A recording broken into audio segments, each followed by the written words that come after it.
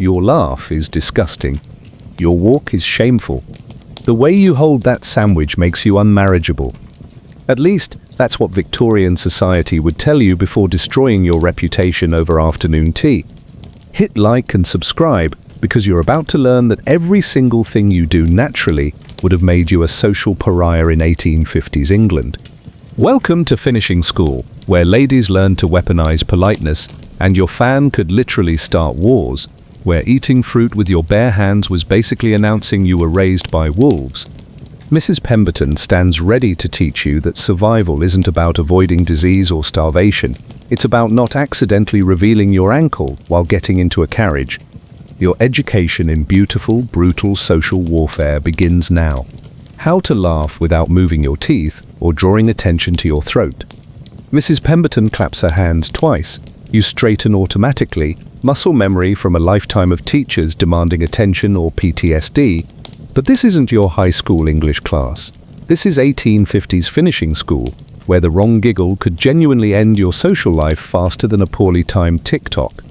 The lesson begins with laughter, which seems innocent enough until you realize Victorian society had turned even joy into a minefield of social catastrophe. You thought laughing was natural, universal, something humans just do when things are funny. Wrong again. In Victorian England, your laugh was a window into your breeding, your class, and whether you deserved to marry anyone above a chimney sweep. The rules were specific and brutal. No teeth showing during laughter ever. Displaying your pearly whites was considered vulgar, low class, and frankly disgusting. Your mouth was apparently a private area that decent people kept hidden, like your ankles or your opinions about politics. No throat movement either. Your laugh couldn't involve any visible swallowing, gulping, or, God forbid, any indication that you possessed a working respiratory system. Breathing was necessary but shouldn't be obvious. Ladies were meant to sustain themselves on pure willpower and the occasional whiff of smelling salts. The ideal Victorian laugh was barely a sound at all, more like a gentle exhalation with a hint of amusement. Think of how you might respond to a dad joke told by someone you need to impress but don't want to encourage. But barely their acknowledgement of humor that was the gold standard. Young ladies spent hours practicing this phantom giggle in front of mirrors, training themselves to find things amusing without looking like they actually enjoyed anything. The goal was to suggest gentle appreciation while maintaining the expression of someone who just smelled something mildly unpleasant but was too polite to mention it. Mrs. Pemberton demonstrates the proper technique. Her mouth curves slightly upward, while her eyes crinkle just enough to suggest she finds something moderately entertaining. No sound escapes, no teeth appear, her throat remains as still as a corpse. It's the most terrifying display of joy you've ever witnessed. The reasoning behind this madness was typically Victorian in its twisted logic. Loud laughter suggested you were easily amused, which implied a simple mind. Visible teeth meant you lacked refinement. Any throat movement indicated you were having too much fun, which was suspicious behavior for a proper lady. Worse still, genuine laughter might make you sweat or become flushed, both of which were signs of unseemly excitement. Victorian ladies were supposed to maintain the emotional temperature of lukewarm tea at all times. Hot tea was too stimulating, cold tea was depressing, lukewarm tea was perfection, bland, inoffensive, and requiring absolutely no reaction whatsoever. The social consequences of improper laughter were genuinely devastating. Girls were literally sent home from parties for giggling too enthusiastically. Marriage prospects evaporated over poorly controlled chuckling. Families received letters of complaint about their daughters' unseemly displays of mirth. One wrong laugh at the wrong moment and you'd find yourself discussed in drawing rooms across London as that girl who couldn't control herself. The whispers would follow you everywhere. Your reputation would precede you into every social gathering like a warning label. Young ladies developed entire strategies for managing humor in public. They carried fans not just for cooling purposes, but as shields to hide any involuntary facial expressions. They practiced responding to amusing stories with nothing more than a slight nod and perhaps a barely perceptible smile that revealed nothing and committed to nothing. Your natural instinct to throw your head back and genuinely laugh at something hilarious would have marked you as hopelessly common, the kind of person who probably enjoyed things too much and couldn't be trusted around decent society. Mrs. Pemberton observes your attempt at proper laughter technique. Your face feels frozen in an expression that suggests you're either experiencing mild indigestion or trying very hard not to sneeze. This is apparently progress. Even private laughter was monitored.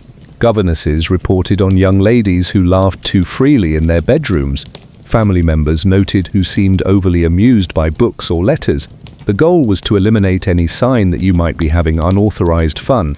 The most successful Victorian ladies developed what observers called the porcelain expression, beautiful, serene, and completely empty of any genuine emotion.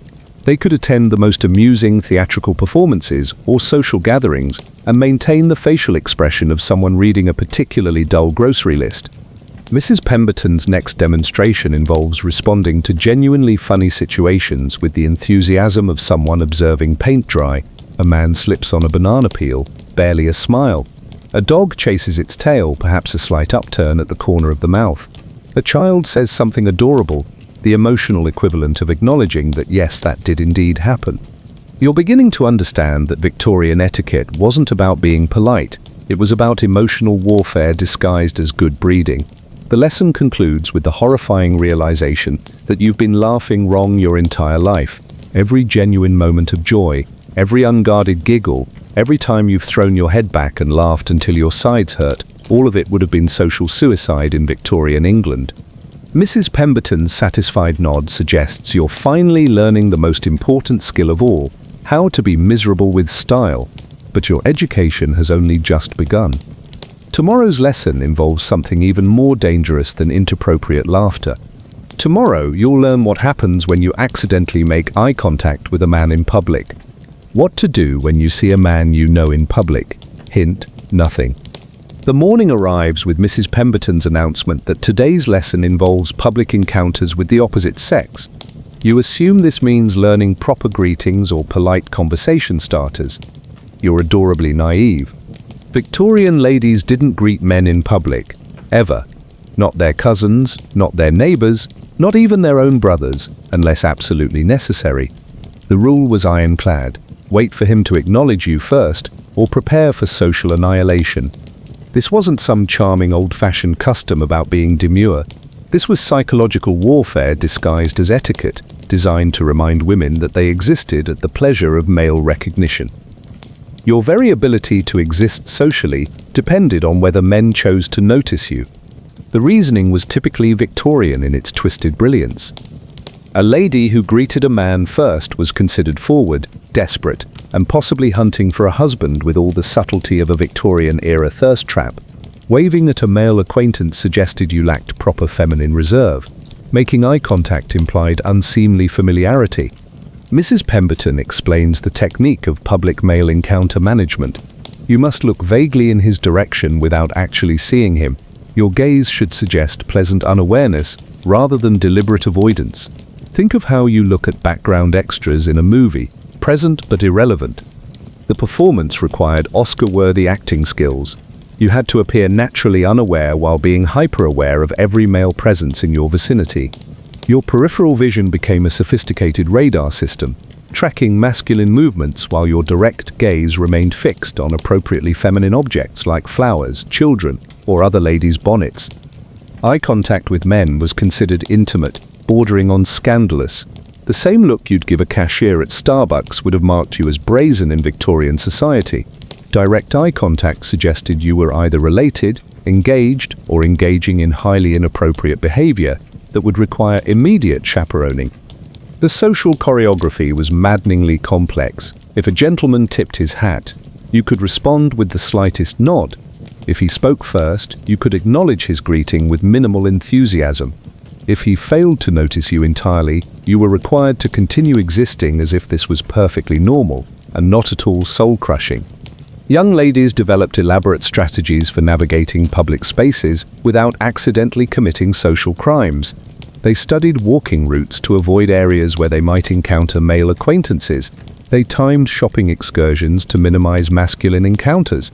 They became social meteorologists, predicting the likelihood of inappropriate male visibility. The consequences of improper male acknowledgement were swift and brutal. Girls who waved at their own cousins found themselves the subject of drawing room gossip about their shocking lack of breeding. Making friendly eye contact with a family friend could result in lectures about proper feminine reserve that lasted for hours. Mrs. Pemberton demonstrates the proper technique for pretending not to see your own brother approaching on the street. Her gaze becomes mysteriously fascinated by a nearby shop window displaying ribbons of surpassing dullness. Her expression suggests she's contemplating purchasing the most boring ribbon in London for reasons that have nothing to do with avoiding social interaction. The performance art of public male non-recognition required constant vigilance. You couldn't appear to be actively ignoring anyone. That would suggest you'd noticed them in the first place, which was almost as bad as actually greeting them. Instead, you had to achieve a state of serene obliviousness that somehow looked natural rather than calculated. Victorian ladies became masters of the peripheral glance. They could identify approaching males from impressive distances while maintaining the facial expression of someone deeply absorbed in contemplating the weather. They developed supernatural awareness of masculine presence while appearing to notice absolutely nothing at all. The most accomplished practitioners could navigate entire social events without making inappropriate eye contact with a single gentleman, yet somehow remain perfectly informed about who was present and what they were wearing. It was like playing social chess while blindfolded and pretending you weren't playing at all. Even accidental eye contact required immediate damage control. If you accidentally looked directly at a male acquaintance, you had to quickly avert your gaze and hope nobody noticed your momentary lapse in proper feminine awareness. Witnesses to such scandals might spend the rest of the afternoon discussing your shocking breach of etiquette. The rules became even more twisted when dealing with men you actually wanted to acknowledge. If you were secretly hoping your cousin might tip his hat in greeting, you had to appear completely indifferent to his presence while positioning yourself optimally for potential acknowledgement. It was like playing hard to get with your own relatives. Mrs. Pemberton explains that married ladies had slightly more flexibility in public male recognition, but only barely. They could acknowledge male family members with marginally more enthusiasm, though still nothing approaching actual friendliness. Marriage apparently granted you the privilege of existing slightly more visibly in public spaces. The psychological impact was devastating. Young women internalized the message that their social existence depended entirely on male permission. They learned to make themselves invisible as a default state, emerging into social visibility only when specifically summoned by masculine attention. It was gaslighting disguised as good manners. The irony was spectacular. Victorian society simultaneously insisted that ladies were delicate flowers requiring constant protection, while training them to navigate public spaces like social ninjas, avoiding masculine detection. They were too fragile for public acknowledgement, but somehow expected to master the complex art of strategic invisibility. Your modern instinct to smile and wave at people you recognize would have caused immediate scandal. The friendly eye contact you make with acquaintances would have been interpreted as either romantic interest or complete lack of proper upbringing. Basic human acknowledgement was apparently too stimulating for Victorian sensibilities. The lesson concludes with Mrs. Pemberton's demonstration of the perfect public encounter. A gentleman approaches, tips his hat, and offers a polite greeting. She responds with a nod, so minimal it barely qualifies as movement, paired with a smile that suggests she's acknowledging the existence of weather rather than a human being. You're learning that Victorian etiquette was essentially advanced training in making yourself disappear while remaining physically present. Every natural social instinct was wrong. Every friendly impulse was dangerous, and every genuine human interaction was a potential scandal waiting to happen. But this masterclass in social invisibility was nothing compared to tomorrow's lesson. Next, you'll discover the horrifying art of fainting gracefully, because apparently even unconsciousness had rules in Victorian society. How to fall down gracefully. Yes, there were lessons for that. Mrs. Pemberton begins today's lesson by casually mentioning that fainting was so common among Victorian ladies that proper swooning technique was considered essential life skills, like learning to drive or use a smartphone, except instead of getting somewhere or staying connected, you were learning to lose consciousness with style. This wasn't optional education. Victorian ladies fainted constantly, and not by choice. Their corsets were so tight they could barely breathe. Their diets consisted mainly of lettuce and moral superiority, and their lives were so restricted that unconsciousness probably felt like freedom. But since fainting was inevitable, it had to be done correctly. The rules for graceful unconsciousness were as detailed as they were ridiculous.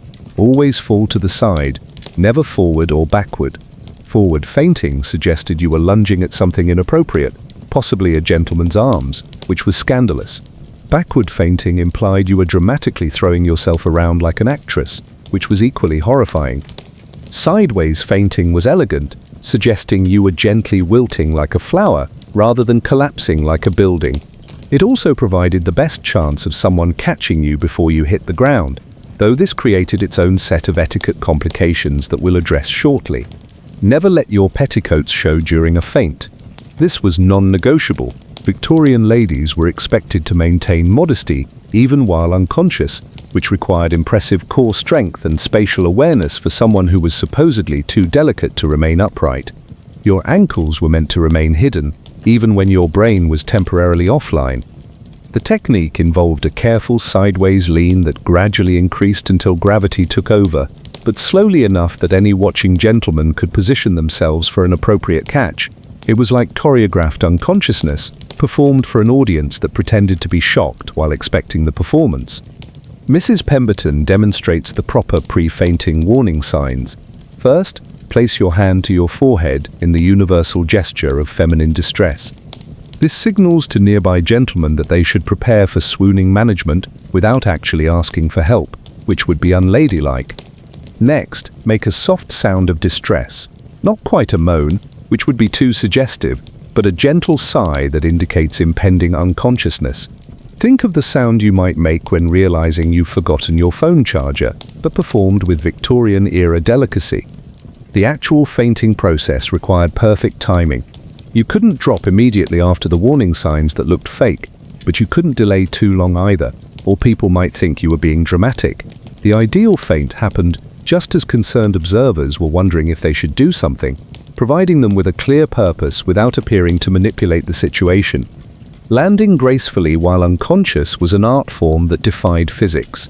You had to fall in a way that looked natural while ensuring your skirts remained properly arranged, your limbs positioned modestly, and your hair still looked acceptable when you regained consciousness. It was like performance art meets advanced physics, all while pretending to be completely unaware of what was happening. The bonus points Mrs. Pemberton mentions, landing in a gentleman's arms without actually touching him, reveals the twisted complexity of Victorian social rules. You were supposed to be caught, because falling to the ground was undignified, but being caught required physical contact with a man, which was inappropriate unless you were related or engaged. The solution was a technique that would impress modern gymnasts. Ladies learned to faint in such a way that gentlemen could support them without direct contact, by catching their clothing or positioning themselves as human furniture. It was like trust falls performed by people who weren't allowed to trust each other. Smelling salts were essential accessories for any lady planning to faint regularly, which was most of them. These were kept in decorative bottles that could be quickly accessed by concerned observers who knew the drill. The salts provided a socially acceptable way to regain consciousness without appearing to have been faking, though everyone involved understood the performance aspect. The social etiquette around fainting responses was equally complex. Gentlemen were expected to look concerned, but not too concerned, helpful but not too familiar, and protective without being inappropriate. They had to catch swooning ladies while maintaining proper distance, which required either very long arms or considerable creativity. Other ladies present had specific roles to play in the fainting drama. Someone needed to fan the unconscious party, someone else had to call for water, and the most experienced swooning manager would take charge of smelling salt administration. It was like a well-rehearsed emergency response team for scheduled unconsciousness. The medical reality behind Victorian fainting was grimly practical. Corsets compressed organs and restricted breathing to the point where loss of consciousness was genuinely common. The elaborate etiquette around fainting existed because it happened multiple times per social gathering, making proper swooning technique a survival skill disguised as feminine delicacy. Mrs. Pemberton explains that different types of faints required different techniques. Shock faints happened quickly and were more forgivable in terms of grace and modesty. Heat faints developed gradually, allowing for better preparation and more elegant execution. Emotional faints required the most careful management, as they suggested either deep sensitivity or dangerous mental instability. The timing of feints was socially significant. Fainting during boring conversations was acceptable and even tactful. Fainting during exciting discussions suggested you were too delicate for stimulating company. Fainting during proposals was romantic if you were accepting, and tragic if you were declining. Recovery from fainting had its own rules. You couldn't regain consciousness too quickly, which would suggest you'd been faking, but you couldn't remain unconscious too long either, which might indicate genuine medical problems that were socially awkward to acknowledge. The ideal recovery time allowed for sufficient fussing without becoming genuinely alarming. Your modern ability to remain conscious during stressful situations would have been seen as suspiciously robust. Victorian ladies were supposed to be so sensitive that emotional excitement could literally overwhelm their delicate systems. Not fainting when appropriate suggested you might be common, insensitive, or possibly part Irish. The psychological impact of treating unconsciousness as a social skill was typically Victorian in its twisted brilliance. Young women learned that their bodies were so inadequate that losing consciousness was inevitable, but that even unconsciousness had to be performed correctly to maintain social standing. Mrs. Pemberton's final demonstration involves a perfectly executed emotional feint in response to hearing shocking news about someone's improper behavior at last week's garden party. Her collapse is timed beautifully. Her posture remains modest throughout, and her recovery suggests delicate sensibility rather than theatrical nonsense. You're beginning to understand that Victorian ladies lived in constant physical distress that was romanticized as feminine fragility. They couldn't breathe properly, eat adequately, or move freely, so frequent unconsciousness was actually their body's reasonable response to impossible living conditions. But mastering the art of graceful fainting was only the beginning of your education in Victorian social navigation. Tomorrow's lesson would teach you something even more complex: how to reject a marriage proposal without destroying a man's ego, which required diplomatic skills that would impress modern UN negotiators. How to say no to a dance without crippling a man's ego. Mrs. Pemberton announces that today's lesson involves dance rejection, which sounds simple until you learn that Victorian society had turned a polite no thank you into a complex diplomatic crisis requiring more careful navigation than modern international peace negotiations. The rule was absolute and brutal. If you declined a dance with one gentleman, you had to decline all subsequent dance invitations for the entire evening. Not just the next dance, not just dances with men you found unappealing, every single dance for the rest of the night. This wasn't a suggestion, it was social law with consequences more severe than most actual crimes. Breaking this rule meant you were officially a heartless monster who toyed with men's emotions for sport, which was apparently worse than most forms of actual criminal behavior. The logic was typically Victorian in its twisted reasoning. Accepting a dance after declining one suggested your first rejection was personal rather than circumstantial. It implied you found the original gentleman specifically objectionable, which could wound his delicate masculine ego beyond repair. Victorian men's self-esteem was apparently more fragile than soap bubbles in a hurricane. Mrs. Pemberton explains the approved rejection techniques, which required the diplomatic skills of a professional hostage negotiator combined with the acting ability of someone pretending to enjoy liver and onions. Your refusal had to suggest genuine regret about circumstances beyond your control, rather than any personal preference about dance partners. The standard excuses were limited and had to be deployed carefully. "I'm feeling rather faint" was acceptable, but couldn't be used if you'd already demonstrated robust health by dancing energetically earlier. "My card is quite full" worked only if you actually stopped dancing entirely afterward. "I'm not feeling quite the thing" was vague enough to cover most situations, but required you to look appropriately unwell for the rest of the evening. The facial expression during rejection was crucial. Too much regret looked fake. Too little suggested you were heartless. The ideal expression conveyed gentle sorrow about disappointing someone, while maintaining the dignity of someone making a difficult but necessary decision. It was like auditioning for the role of apologetic but firm in a play nobody wanted to watch.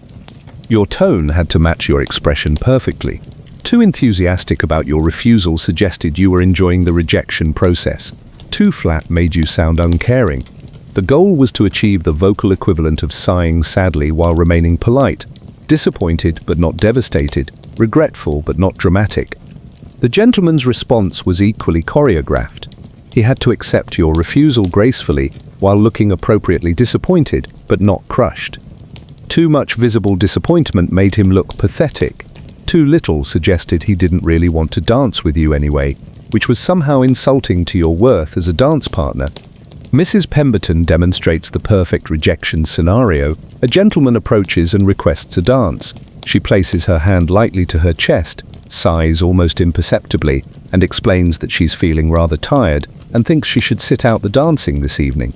Her expression suggests she's making a personal sacrifice for the greater good, rather than exercising normal human choice. The complexity increased when dealing with multiple rejections in one evening. You couldn't use the same excuse twice. That looked prepared and calculating, but your various excuses had to be consistent with each other and your observed behavior. If you claimed fatigue for the first rejection, you couldn't later blame a full dance card or sudden illness. The social consequences of improper dance rejection were swift and severe.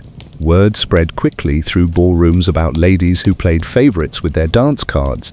Your reputation for fairness in rejection became part of your social identity, discussed in drawing rooms and evaluated by potential suitors' mothers. Young ladies developed strategies for avoiding the rejection dilemma entirely. Some would deliberately arrive late to balls to minimize the number of potential dance requests. Others would position themselves strategically near chaperones or elderly relatives who could intercept unwanted invitations before they became official requests, requiring formal responses. The most sophisticated practitioners learn to read social situations and predict unwanted approaches, allowing them to preemptively develop mysterious ailments or sudden fatigue before specific gentlemen could reach them. It was like social chess combined with prophetic medicine. The irony was magnificent. Victorian society insisted that ladies were delicate flowers who needed protection, while simultaneously requiring them to master complex emotional manipulation disguised as politeness. They had to reject unwanted attention without appearing to have preferences, which required psychological skills that would impress modern therapists. Mrs. Pemberton explains that married ladies had slightly different rejection protocols, though they were still expected to manage masculine egos with extraordinary care. Marriage apparently granted you the right to have mild preferences, but expressing them too clearly was still considered potentially harmful to male self-esteem. The most tragic aspect was the restriction itself. One poor choice in dance partners could eliminate your entire evening's entertainment. If you declined a dance with someone who smelled like pickled herring, as Mrs. Pemberton specifically mentions, you were condemned to spend the rest of the ball sitting with the chaperones, watching other people have the fun you'd sacrificed for the sake of someone else's feelings. Your modern ability to say, "No thanks, I don't feel like dancing with you," would have caused immediate scandal. The directness would have been seen as brutal, the honesty as shocking, and the assumption that your preferences mattered as evidence of dangerous feminist thinking that needed immediate correction. The psychological training was insidious. Young women learned that protecting male egos was more important than their own enjoyment, that having preferences was selfish, and that disappointing men required elaborate justification, even when their requests were unreasonable or unwanted. Mrs. Pemberton's final demonstration involves rejecting a persistent gentleman who won't accept initial refusal gracefully. Her technique involves increasing the medical severity of her excuse while maintaining perfect politeness, eventually suggesting that dancing might actually endanger her health in ways that would concern her dear mother. You're learning that Victorian social interaction was essentially advanced training in emotional labor disguised as etiquette. Women were expected to manage not only their own behavior, but also everyone else's emotional responses to their behavior, creating an exhausting performance that never ended. But dance rejection was merely preparation for the ultimate test of feminine diplomatic skills. Tomorrow's lesson would cover glove etiquette, the complex social language where removing one glove meant completely different things than removing both, and your hands could accidentally start scandals without your permission. Glove etiquette, a literal class on hand drama. Mrs. Pemberton begins today's lesson by announcing that your hands are weapons of mass social destruction, and gloves are the only things standing between you and complete moral catastrophe. This seems excessive until you realize that Victorian society had turned hand coverage into a complex communication system more sophisticated than modern text messaging. Gloves weren't just fashion accessories, they were social armor, protecting everyone from the dangerous intimacy of skin-to-skin contact. Shaking hands without gloves was considered so inappropriate that it ranked somewhere between public nudity and declaring yourself a socialist. Your bare hands were apparently too stimulating for polite society. The rules were specific and unforgiving. Ladies never removed their gloves in public unless absolutely necessary for specific activities like eating, writing, or dyeing.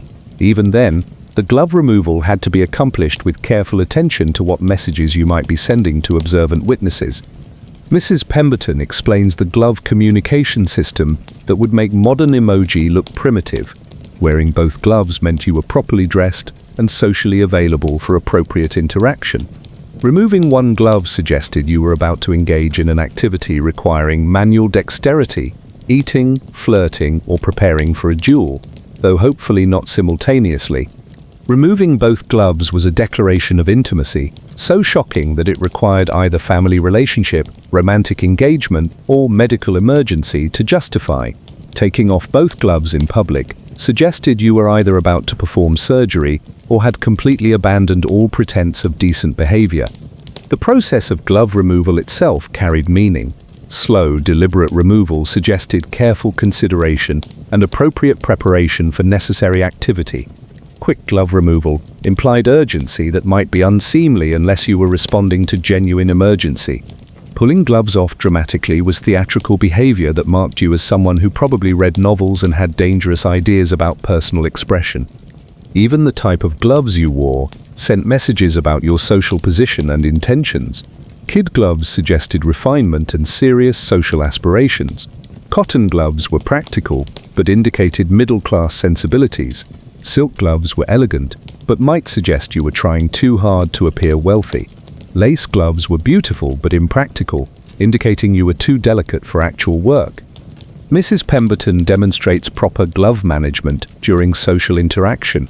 When greeting someone appropriately intimate, a close family member or longtime family friend, you might remove one glove for handshaking, but this required careful positioning to ensure the glove removal looked natural rather than calculated.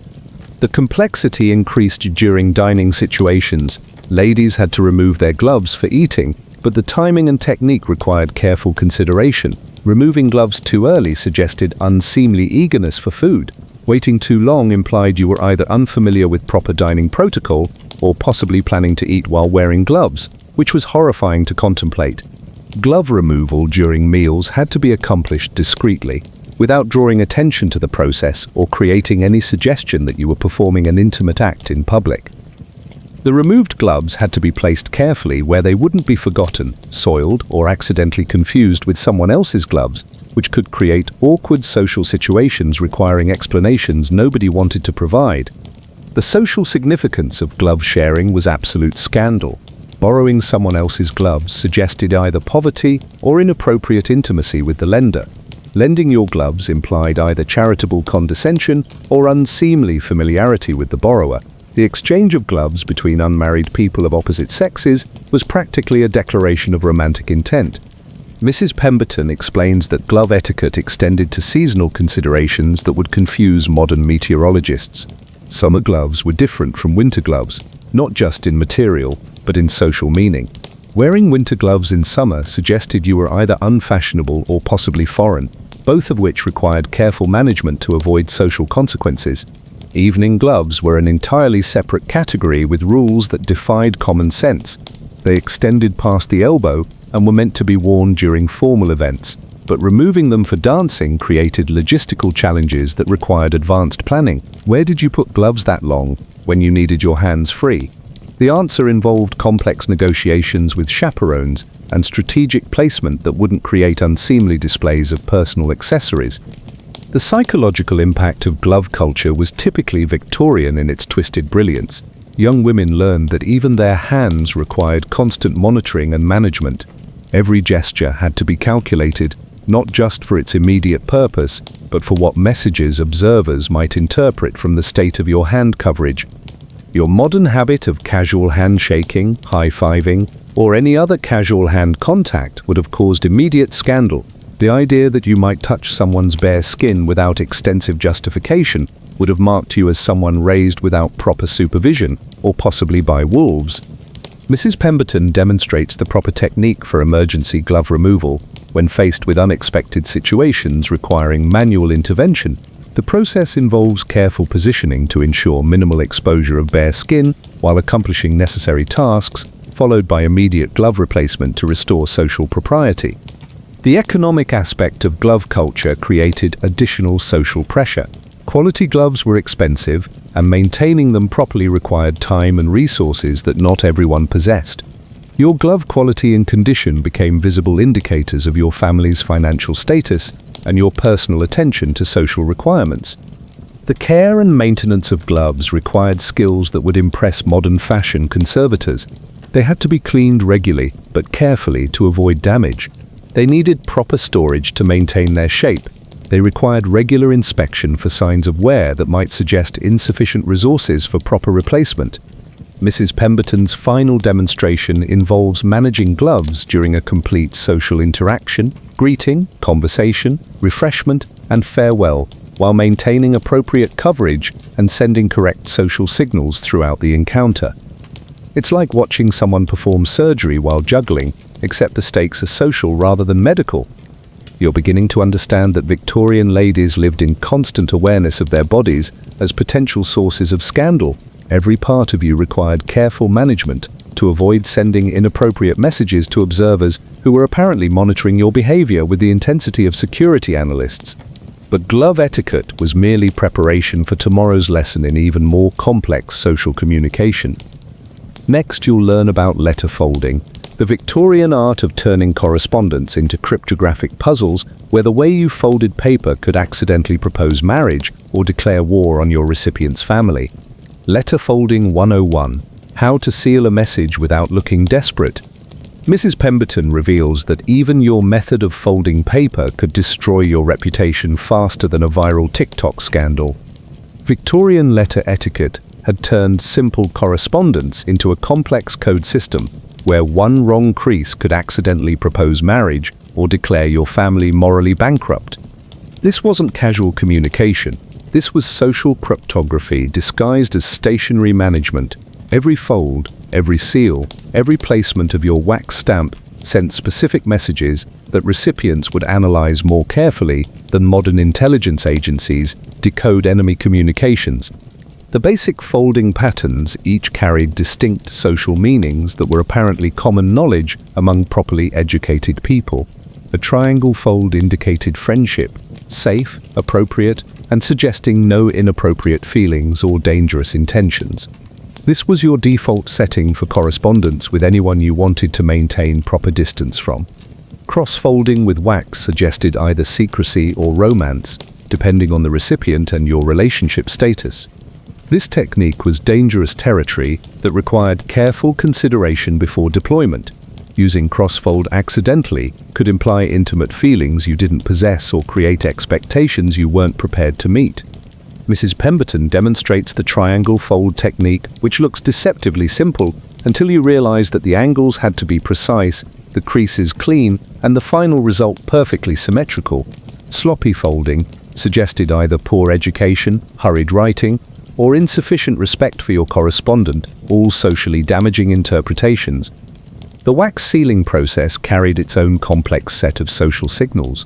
The color of your sealing wax indicated different types of correspondence. Red wax was for formal business or family matters. Blue suggested friendly but proper communication. Black was reserved for mourning correspondence. Using the wrong color could accidentally declare someone dead or suggest inappropriate intimacy with business associates. Even the placement of your wax seal mattered enormously. Centered seals indicated careful attention and proper respect for correspondence protocols. Off-center seals suggested haste, carelessness, or possibly that you were writing while emotionally distressed.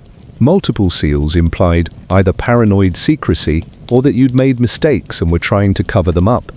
Mrs. Pemberton explains that messy wax seals were essentially public announcements of your inadequacy as a correspondent and possibly as a human being. A properly applied seal should be smooth, centered, and impressed with your family seal, or an appropriate personal mark. drippy, uneven, or poorly impressed seals suggested you might have been drinking, which was scandalous for ladies regardless of whether it was true.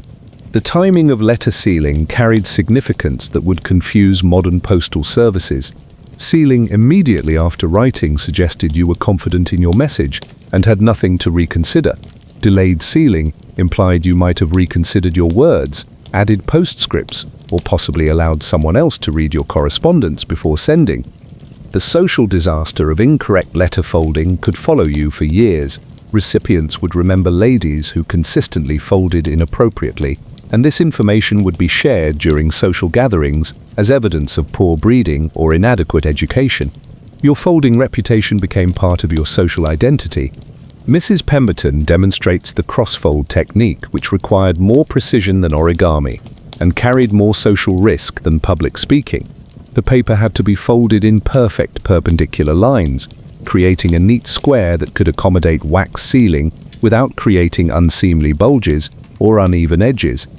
The romantic implications of cross-folding were so well established that using this technique accidentally could create genuine social complications. Recipients might interpret your folding choice as a declaration of interest, leading to awkward conversations or unwanted courtship attempts that were difficult to discourage without causing offense. Letter paper quality also sent social messages that recipients would evaluate immediately upon receiving your correspondence. Thick, high-quality paper suggested prosperity and good breeding. Thin paper implied financial constraints that might affect your social desirability. Colored paper was dangerously fashionable and might suggest you had ideas above your station or possibly French influences. The addressing protocols were equally complex and unforgiving.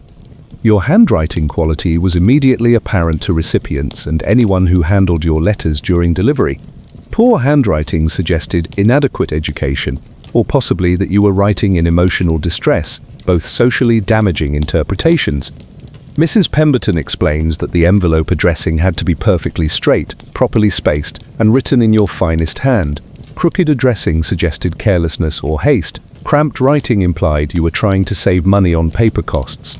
Overly elaborate addressing might indicate you were showing off your penmanship skills, which was considered unseemly for modest ladies. The social protocol around letter responses created additional opportunities for etiquette disasters. Responding too quickly suggested you had nothing better to do than write letters, which implied social isolation or insufficient domestic responsibilities. Responding too slowly suggested either disrespect for your correspondent or possibly that you died, both of which required explanation. Your modern habit of casual text messaging would have caused immediate social catastrophe. The informality, the abbreviated words, the casual approach to spelling and punctuation, all of it would have marked you as someone raised by particularly careless wolves in a cave somewhere far from civilized society. Mrs. Pemberton demonstrates the proper technique for reviewing your letter before folding to ensure you haven't accidentally included inappropriate content, emotional language, or spelling errors that might suggest inadequate education. This review process was essential because sending inappropriate correspondence could damage relationships permanently. The economic implications of letter etiquette created additional social pressure. Quality paper, good ink, and proper sealing wax were expensive, making your correspondence materials visible indicators of your family's financial status. Using cheap materials suggested poverty that might affect your marriage prospects. The storage and organization of received letters carried social significance that would impress modern archivists.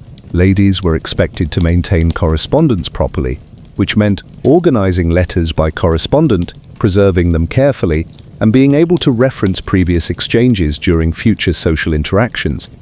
Mrs. Pemberton's final demonstration involves the complete letter writing process: composition, review, folding, sealing, and addressing, while maintaining perfect technique throughout. It's like watching someone perform brain surgery using only social conventions as guidance, where one mistake could cause permanent damage to relationships. You're learning that Victorian communication required more careful consideration than modern international diplomacy. Every aspect of correspondence could be interpreted as social signaling, creating constant pressure to maintain perfect etiquette, even in private writing. But letter folding was only the beginning of your education in Victorian social semaphore. Tomorrow's lesson would cover teacup etiquette, the art of consuming beverages in ways that revealed your soul to anyone paying attention to your grip, your sipping technique, and your cup positioning throughout the drinking process. Teacup holding as a reflection of your soul. Mrs. Pemberton announces that today's lesson involves teacup etiquette, which initially seems like basic beverage consumption until you discover that Victorian society had turned drinking tea into a psychological evaluation more revealing than modern personality tests. Your grip on a teacup apparently exposed your character, breeding, and moral fiber to anyone paying attention. The fundamental rule was absolute: never loop your finger through the handle. This wasn't a suggestion, it was the difference between respectability and social exile. Looping your finger through the teacup handle marked you as common, probably poor, and definitely someone who hadn't received proper domestic training from qualified personnel. Instead, you had to pinch the handle delicately between your thumb and forefinger, supporting the cup with your middle finger beneath. This created an elegant but precarious grip that required constant attention to maintain while simultaneously appearing effortless and natural. It was like performing a minor circus act, disguised as beverage consumption. Mrs. Pemberton demonstrates the proper teacup grip, which looks deceptively simple until you realize the physics involved. The cup had to be held firmly enough to prevent dropping, but lightly enough to suggest delicate sensibility. Too tight a grip implied you were nervous or possibly accustomed to manual labor. Too loose suggested carelessness that might result in spills requiring explanation. The height at which you held your teacup sent specific social messages that observant hosts would interpret immediately. Cup held too high suggested arrogance, or possibly that you were showing off your knowledge of proper etiquette.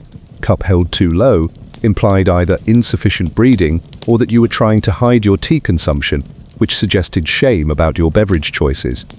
The ideal teacup position was precisely at the level that looked natural while demonstrating perfect posture and appropriate confidence. This required spatial awareness that would impress modern engineers, combined with the acting ability to make careful positioning appear completely unconscious. Mrs. Pemberton explains that spilling anything was essentially social death requiring immediate damage control and lengthy apologies. Even minor drips could become topics of drawing room conversation for weeks afterward. Your reputation for beverage management became part of your social identity, discussed by potential suitors' mothers during family consultations. The sipping technique carried its own complex set of social implications. Too loud suggested poor breeding or possibly foreign influences. Too quiet implied you were either unfamiliar with proper tea consumption or possibly unwell. The ideal sip was audible enough to indicate normal consumption, but quiet enough to suggest refined sensibilities. The timing of your sips mattered enormously. Drinking too quickly suggested either excessive thirst or inappropriate eagerness for refreshment.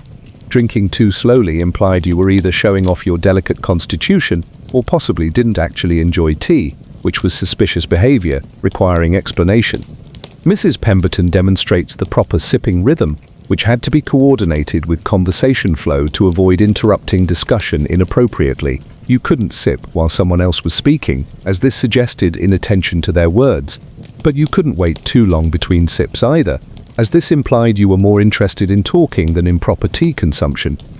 The teacup placement between sips required careful consideration of table space, other guests' cups, and potential spillage areas. Setting your cup down too forcefully suggested either carelessness or possibly that you were agitated about something. Placing it too gently implied you were afraid of breaking things, which suggested poverty or excessive nervousness. The social choreography of tea service created additional opportunities for etiquette disasters. When offered tea, you had to accept gracefully, regardless of whether you actually wanted any. Declining tea suggested either illness, foreign influences, or possibly that you considered yourself too good for your host's refreshments. Mrs. Pemberton explains that sugar and milk protocols carried their own social significance. Taking too much sugar suggested either poor breeding or possibly American influences, both socially damaging. Refusing offered additions implied you were either showing off your refined palate or possibly criticizing your host's tea quality. The stirring technique was subject to rules that would confuse modern beverage preparation. Vigorous stirring suggested either impatience or manual labor background. Gentle stirring was elegant but required perfect timing to achieve proper mixture. without appearing to take forever, about simple beverage preparation. Even the spoon handling carried social meaning. Leaving your spoon in the cup suggested carelessness or unfamiliarity with proper service. Placing it incorrectly on the saucer implied poor training or possibly that you were distracted by inappropriate thoughts during tea consumption. Your modern habit of drinking from mugs, adding flavored syrups, or consuming beverages while walking would have caused immediate scandal. The casualness would have marked you as someone raised without proper supervision, possibly in America or other locations known for insufficient attention to beverage etiquette. Mrs. Pemberton demonstrates the complete tea consumption process, accepting service, adding appropriate enhancements, consuming at proper pace, and managing cup placement throughout conversation. It requires the concentration of someone diffusing explosives while maintaining the appearance of casual social interaction. The psychological impact was typically Victorian in its insidious brilliance. Young women learned that even basic human needs like drinking required constant monitoring and performance. Every natural instinct had to be suppressed in favor of calculated social display that suggested refinement while revealing nothing genuine about their actual preferences or comfort. The economic implications created additional pressure around tea etiquette. Quality teacups were expensive and fragile, making any accidents financially significant as well as socially damaging. Your family's tea service became a visible indicator of prosperity and taste that guests would evaluate immediately upon entering your home. Mrs. Pemberton explains that different types of tea gatherings required modified etiquette approaches. Morning tea was less formal than afternoon tea, which was less elaborate than evening tea service. The rules remained consistent, but the social stakes varied depending on the formality level and guest list composition. The seasonal considerations added complexity that would challenge modern event planners. Summer tea required different cup handling due to heat concerns. Winter tea involved coordination with gloves and outdoor clothing that created logistical challenges, requiring advanced planning and careful execution. Mrs. Pemberton's final demonstration involves managing tea consumption during complex social conversation while maintaining perfect etiquette throughout multiple topics and emotional tones. It's like watching someone juggle while performing Shakespeare, except the audience is judging every gesture for signs of moral inadequacy. You're learning that Victorian social interaction required constant performance of refinement that left no room for genuine human behavior. Every basic activity became an opportunity for evaluation and judgment, creating exhausting vigilance that never ended even during supposedly relaxing refreshment breaks. But teacup etiquette was merely preparation for tomorrow's lesson in even more complex social navigation. Next, you'll discover umbrella discipline, the Victorian art of carrying rain protection in ways that could accidentally declare romantic intentions or suggest dangerous political opinions depending on your grip and positioning technique. Umbrella discipline, how to carry one without seeming aggressive. Mrs. Pemberton begins today's lesson by revealing that umbrellas were considered potential weapons of social destruction, requiring careful handling to avoid accidentally declaring war on respectability. Victorian society had transformed basic weather protection into another opportunity for catastrophic etiquette failure. The way you carried your umbrella, apparently, revealed everything about your character, breeding, and possibly your political opinions. This wasn't paranoia, it was a legitimate social concern in a world where every gesture was analyzed more thoroughly than modern security footage. Resting your umbrella upright while walking was the mark of elegance and proper breeding. This technique required balance, coordination, and the ability to navigate crowded streets while maintaining perfect posture and umbrella positioning. It was like performing a walking meditation while avoiding puddles and social scandals simultaneously. Mrs. Pemberton demonstrates the proper upright carry, which looks effortless until you realize the physics involved. The umbrella had to be held firmly enough to maintain control, but lightly enough to suggest refined delicacy. The angle had to be precise, too upright, looked military, too casual, suggested slovenly habits. Dragging your umbrella on the ground was uncivilized behavior that marked you as someone raised without proper supervision. The scraping sound was considered vulgar. The treatment of personal property suggested carelessness, and the potential for damaging other people's clothing created liability issues that could escalate into social disasters. The most dangerous umbrella behavior was twirling, which was apparently flirtatious and shameful simultaneously. Twirling twirling suggested you were either showing off, seeking attention, or possibly engaging in coded communication with inappropriate male observers. Any spinning motion with your umbrella could be interpreted as romantic signaling, requiring immediate intervention from chaperones. Mrs. Pemberton explains that umbrella twirling was considered almost as scandalous as improper fan usage, which we'll apparently cover in a future lesson. The rotation of personal accessories was generally suspicious behavior, suggesting you had too much energy for proper feminine restraint, or possibly dangerous ideas about self-expression. The opening and closing of umbrellas required careful attention to timing and location. Opening an umbrella indoors was monumentally bad luck and socially inappropriate. Closing it too abruptly suggested impatience, or possibly aggressive tendencies. The ideal umbrella management looked natural, while following protocols that defied common sense. Weather considerations created additional complexity around umbrella etiquette. Using an umbrella in light rain suggested delicate sensibility. Failing to use one in heavy rain implied either poverty or stubborn independence, both socially problematic. The decision of when conditions warranted umbrella deployment required meteorological judgment that could be socially evaluated. Mrs. Pemberton demonstrates the proper technique for umbrella sharing, which was acceptable in family situations but dangerous territory with non-relatives. Sharing umbrella space with gentlemen required careful positioning to maintain appropriate distance while achieving weather protection, creating logistical challenges that would impress modern engineers. The color and style of your umbrella sent social messages about your family's prosperity and your personal taste. Black umbrellas were safe and appropriate for most situations. Colored umbrellas suggested either fashion consciousness that might be excessive or possibly foreign influences that required explanation. Decorative umbrellas implied you cared more about appearance than practical weather protection. The maintenance and condition of your umbrella became visible indicators of your domestic management skills and attention to personal property. Broken ribs suggested either carelessness or insufficient resources for proper maintenance. Faded fabric implied inadequate storage, or possibly that you'd owned the same umbrella too long to suggest proper prosperity. Mrs. Pemberton explains that umbrella lending was socially complex territory, requiring careful consideration of relationships and implications. Borrowing umbrellas suggested either poor planning or financial constraints. Lending umbrellas implied either charitable generosity or inappropriate familiarity with the borrower's personal needs. The social protocol around umbrella usage during group activities created opportunities for etiquette disasters that could affect multiple relationships simultaneously.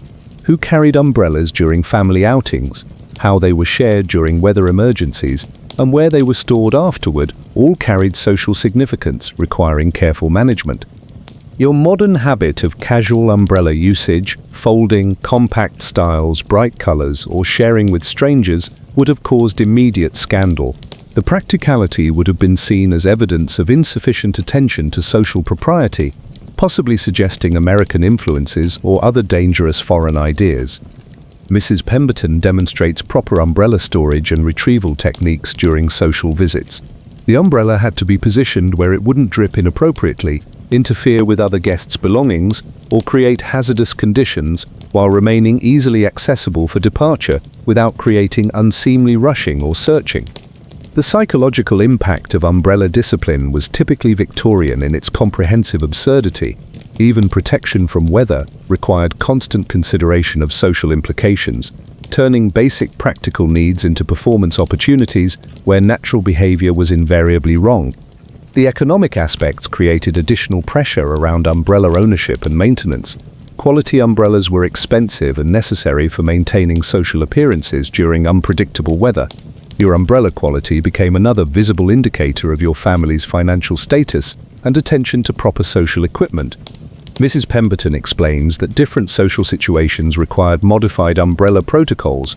Church attendance, shopping expeditions, and social calls each had specific umbrella management requirements that had to be learned and executed flawlessly to avoid creating awkward situations. The seasonal storage of umbrellas required domestic organization skills that would challenge modern closet designers. Proper cleaning, maintenance, and storage were essential for preserving both the umbrella's function and your reputation for appropriate property management. Mrs. Pemberton's final demonstration involves complete umbrella management during a simulated social outing, carrying, deploying, sharing appropriately, and storing without creating any social complications or safety hazards. It requires the multitasking abilities of someone managing air traffic control while maintaining perfect posture. You're beginning to understand that Victorian ladies existed in a world where even weather protection could destroy their social standing. Every practical necessity became another opportunity for judgment and evaluation, creating constant vigilance that extended to the most basic survival needs. But umbrella discipline was merely preparation for tomorrow's lesson in even more complex social choreography. Next, you'll learn about carriage etiquette, the art of entering and exiting vehicles without causing scandals, revealing ankles, or suggesting that you possessed any practical knowledge about transportation that might indicate inappropriate worldliness. How to get in and out of a carriage without causing a scandal. Mrs. Pemberton announces that entering and exiting carriages was a choreographed performance, where one wrong move could destroy your marriage prospects faster than admitting you enjoyed reading novels.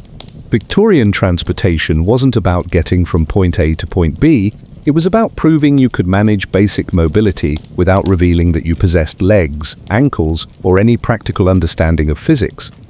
The fundamental rule was absolute: never flash an ankle. This wasn't modesty, it was social survival. Your ankles were apparently so scandalous that accidentally revealing them during carriage entry could end potential engagements and create drawing room gossip that would follow your family for generations. Mrs. Pemberton demonstrates the proper carriage entry technique, which defied every natural instinct about climbing into vehicles. You couldn't step up normally because that required lifting your skirts. You couldn't bend forward because that suggested unseemly familiarity with physical movement. Instead, you had to turn slightly, keep your skirts arranged perfectly, and somehow glide into the carriage like air taking human form. The positioning was crucial and physically impossible. Your body had to rotate just enough to allow entry without suggesting you understood the mechanics of getting into carriages, which would imply inappropriate worldliness. You were supposed to appear surprised by the entire process, as if transportation was a mysterious phenomenon that happened to you rather than something you actively participated in. The gliding motion Mrs. Pemberton demonstrates looks like someone attempting to defy gravity while wearing enough fabric to outfit a small theatre production. Your skirts had to remain perfectly arranged throughout the entry process, which required coordination that would challenge modern gymnasts performing in ball gowns. Mrs. Pemberton explains that stumbling during carriage entry wasn't just embarrassing, it was a marriage prospect disaster that could eliminate entire categories of potential suitors. Families evaluated potential wives partly based on their carriage entry competence, because apparently your ability to navigate transportation predicted your suitability for domestic management. The assistance protocol created additional complications around inappropriate physical contact with drivers or male family members. You could accept help getting into carriages, but the assistance had to be managed carefully to avoid any suggestion of improper touching or excessive familiarity with masculine support. The seating arrangement inside carriages carried social significance that would confuse modern rideshare passengers. Where you sat indicated your family hierarchy, social status relative to other passengers, and your understanding of proper precedence protocols. Wrong seating choices could insult companions and create lasting social complications. Mrs. Pemberton demonstrates proper carriage posture, which required maintaining perfect positioning while the vehicle bounced over roads that were essentially organized disasters, disguised as transportation infrastructure. You had to look serene and comfortable while being jostled around like laundry in a washing machine wearing corsets. The conversation protocols during carriage rides required careful attention to topics that wouldn't suggest inappropriate interest in your destination, companions, or the outside world passing by. Too much curiosity about your surroundings implied unseemly worldliness. Too little suggested you were either bored or possibly ill. The exit procedure was even more complex than entry, because you had to reverse the entire process while potentially dealing with different ground conditions, weather, and the accumulated fatigue of maintaining perfect posture during travel. Your exit technique was evaluated just as critically as your entry performance. Mrs. Pemberton explains that carriage exits had to appear effortless while managing skirts that had probably become twisted during travel, maintaining dignity despite potential dizziness from restricted breathing, and remembering to thank your driver appropriately without appearing overly familiar with transportation staff. The weather considerations created additional challenges around carriage etiquette. Rain meant managing umbrellas and skirts simultaneously while entering and exiting vehicles. Wind required advanced planning for skirt management that would prevent embarrassing reveals or unseemly displays of fabric behavior. Your modern ability to hop in and out of cars, trains, and buses would have caused immediate scandal.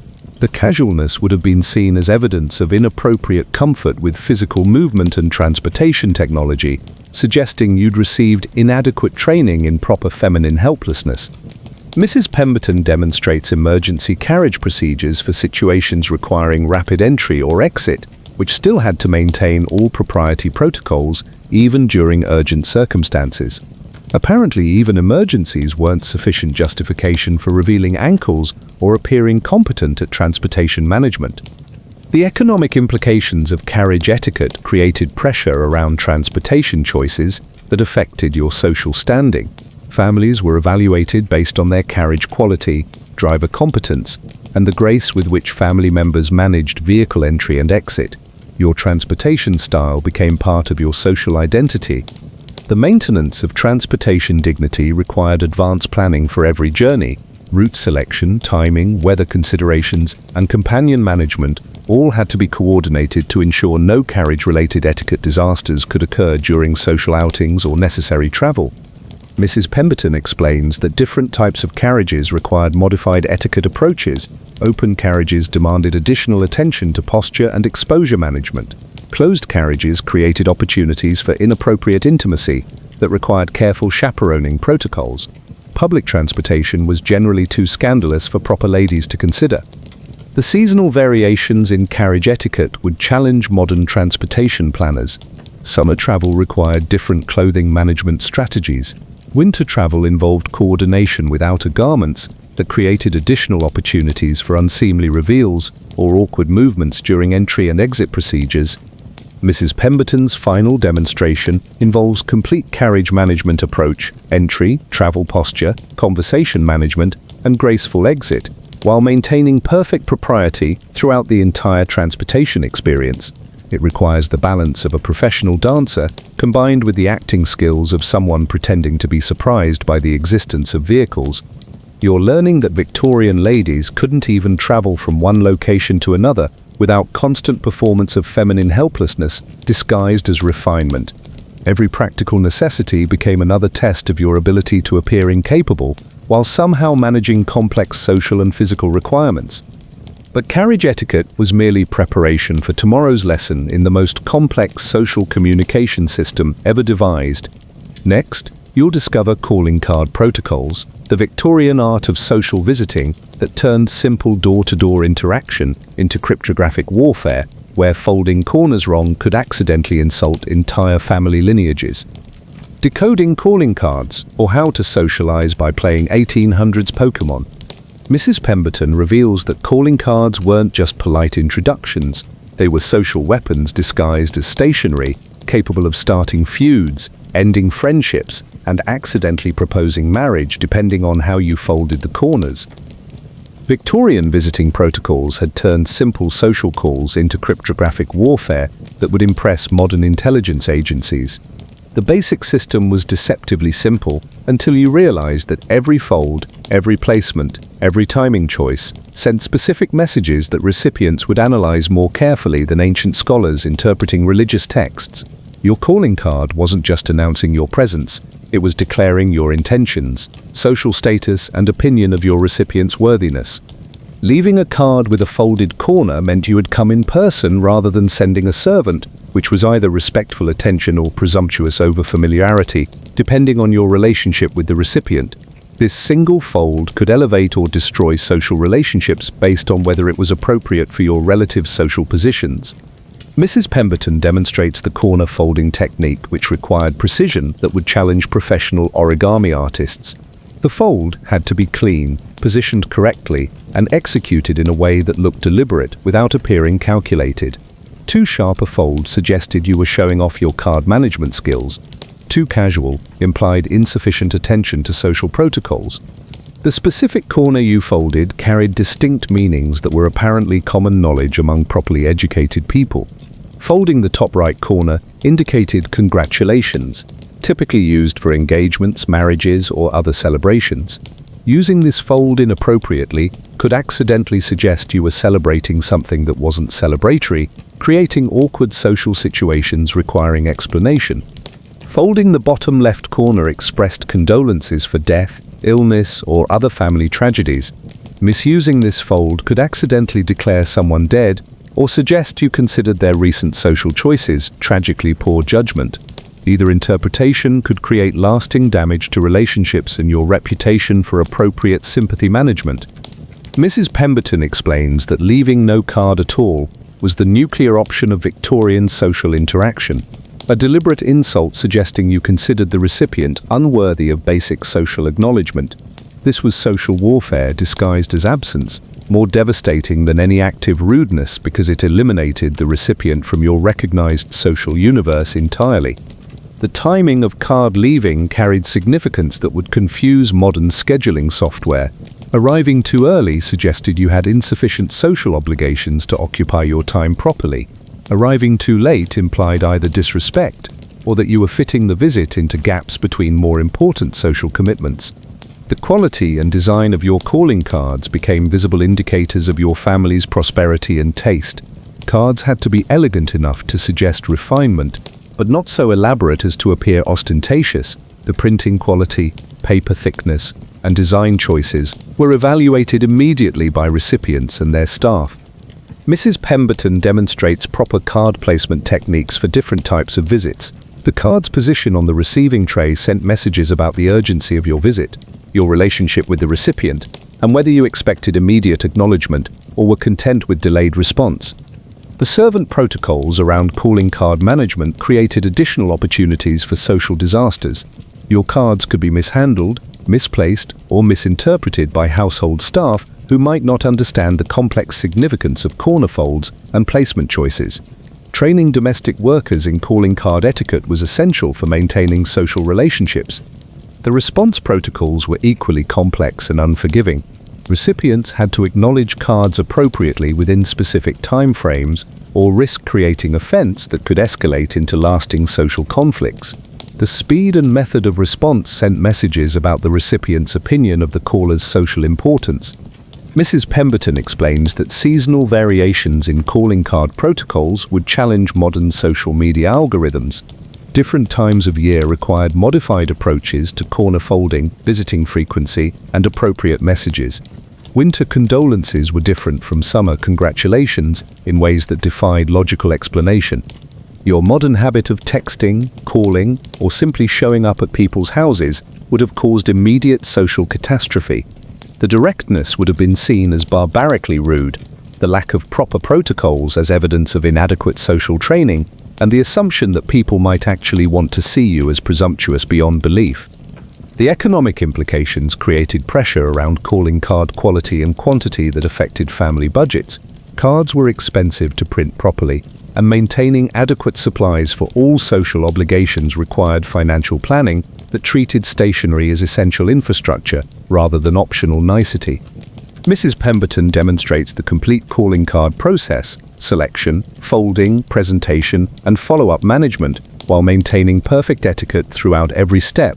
It requires the strategic thinking of a chess master, combined with the diplomatic skills of someone negotiating international peace treaties. The psychological impact was typically Victorian in its comprehensive absurdity. Social visiting required constant calculation of hierarchies, relationships, and appropriate message sending through paper folding techniques that had nothing to do with actual human connection or genuine friendship. The storage and organization of received calling cards required record-keeping skills that would impress modern database administrators. You had to track who had visited, when, with what type of fold, and what response was appropriate, creating social filing systems that treated human relationships like business correspondence. Mrs. Pemberton explains that calling card mistakes could create social disasters that lasted for years. Wrong folds were remembered, inappropriate timing was discussed in drawing rooms, and failures to respond correctly became part of your social reputation that could affect marriage prospects and family standing. The international variations in calling card protocols created additional complications for families with foreign connections. European folding systems were different from American approaches, creating opportunities for inadvertent insults based on cultural misunderstandings about corner management and timing protocols. Mrs. Pemberton's final demonstration involves managing multiple calling card scenarios simultaneously, congratulations, condolences, and social visits, while maintaining perfect protocol awareness throughout complex social relationship navigation. It's like performing social juggling while blindfolded and trying not to accidentally declare war on your neighbors. You're beginning to understand that Victorian social interaction was essentially a full-time job disguised as polite visiting. Every human connection required strategic planning, cryptographic knowledge, and the constant risk of accidentally destroying relationships through improper paper folding techniques.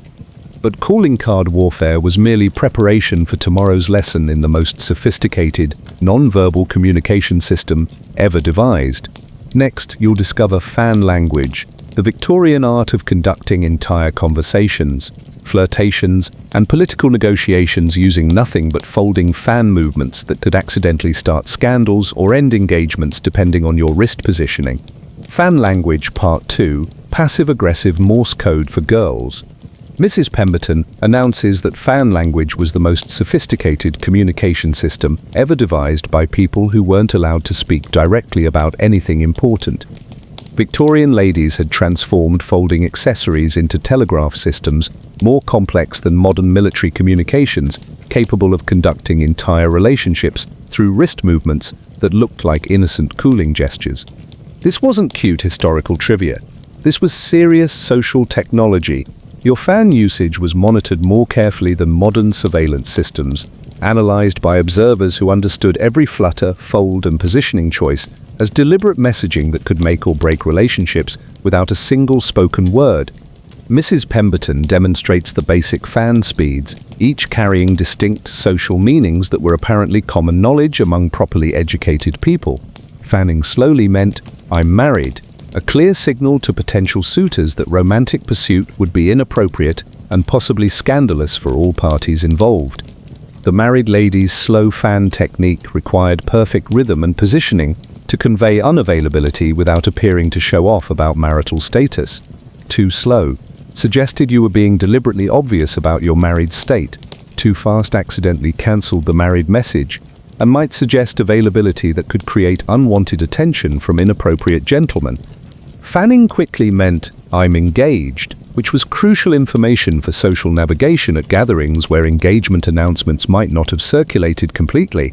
The rapid fanning had to look natural rather than frantic, suggesting happy excitement about your engagement rather than desperate attempts to ward off unwanted suitors. Mrs. Pemberton explains that the engaged lady's fast fanning required stamina and coordination that would challenge modern fitness instructors. You had to maintain rapid fan movement while looking serene and comfortable, creating the impression that vigorous fanning was your natural state rather than deliberate social signaling. The most dangerous fan gesture was touching your lip with the fan, which meant, "Meet me behind the conservatory in 5. This was essentially Victorian sexting, requiring careful execution to ensure the right person received the message without alerting chaperones, parents, or other observers who might intervene in romantic communication. The lip-touching technique had to appear accidental while being clearly visible to your intended recipient. Too obvious and you'd be labeled forward or possibly scandalous. Too subtle and your message might be missed, leading to romantic confusion and missed opportunities for carefully supervised romantic interaction. Mrs. Pemberton demonstrates the positioning required for effective fan messaging, which involved complex hand-eye coordination while maintaining perfect posture and appearing to pay attention to ongoing conversation. You had to conduct secret communications while participating in public social interaction, creating multitasking challenges that would impress modern telecommunications operators. The fan language vocabulary was extensive and unforgiving. Different positions, speeds, and movements carried specific meanings that could accidentally send wrong messages if executed improperly. A slight variation in wrist angle could transform "I find you charming" into "please go away immediately," creating romantic disasters that required careful damage control. Mrs. Pemberton explains that fan language variations existed for different social situations and seasons. Summer fan messaging was different from winter fan communications because the practical cooling needs might interfere with social signaling. Spring fans carried different implications than autumn fans, based on seasonal romantic expectations and social gathering protocols. The quality and style of your fan sent additional messages about your family's prosperity and your personal taste. Elaborate fans suggested wealth but might imply showing off. Simple fans indicated modesty but could suggest insufficient resources for proper social equipment. Your fan choice became part of your social identity before you even began using it for communication. Your modern ability to simply talk to people you're interested in would have caused immediate scandal. The directness would have been seen as brazenly inappropriate, the lack of coded communication as evidence of dangerous foreign influences or possibly inadequate chaperoning during your formative years. The response protocols for fan messages created additional complexity around romantic communication. Recipients had to acknowledge fan messages appropriately without appearing too eager or insufficiently interested. The timing and method of fan message responses could make or break developing relationships. Mrs. Pemberton demonstrates advanced fan techniques for managing multiple conversations simultaneously during crowded social gatherings.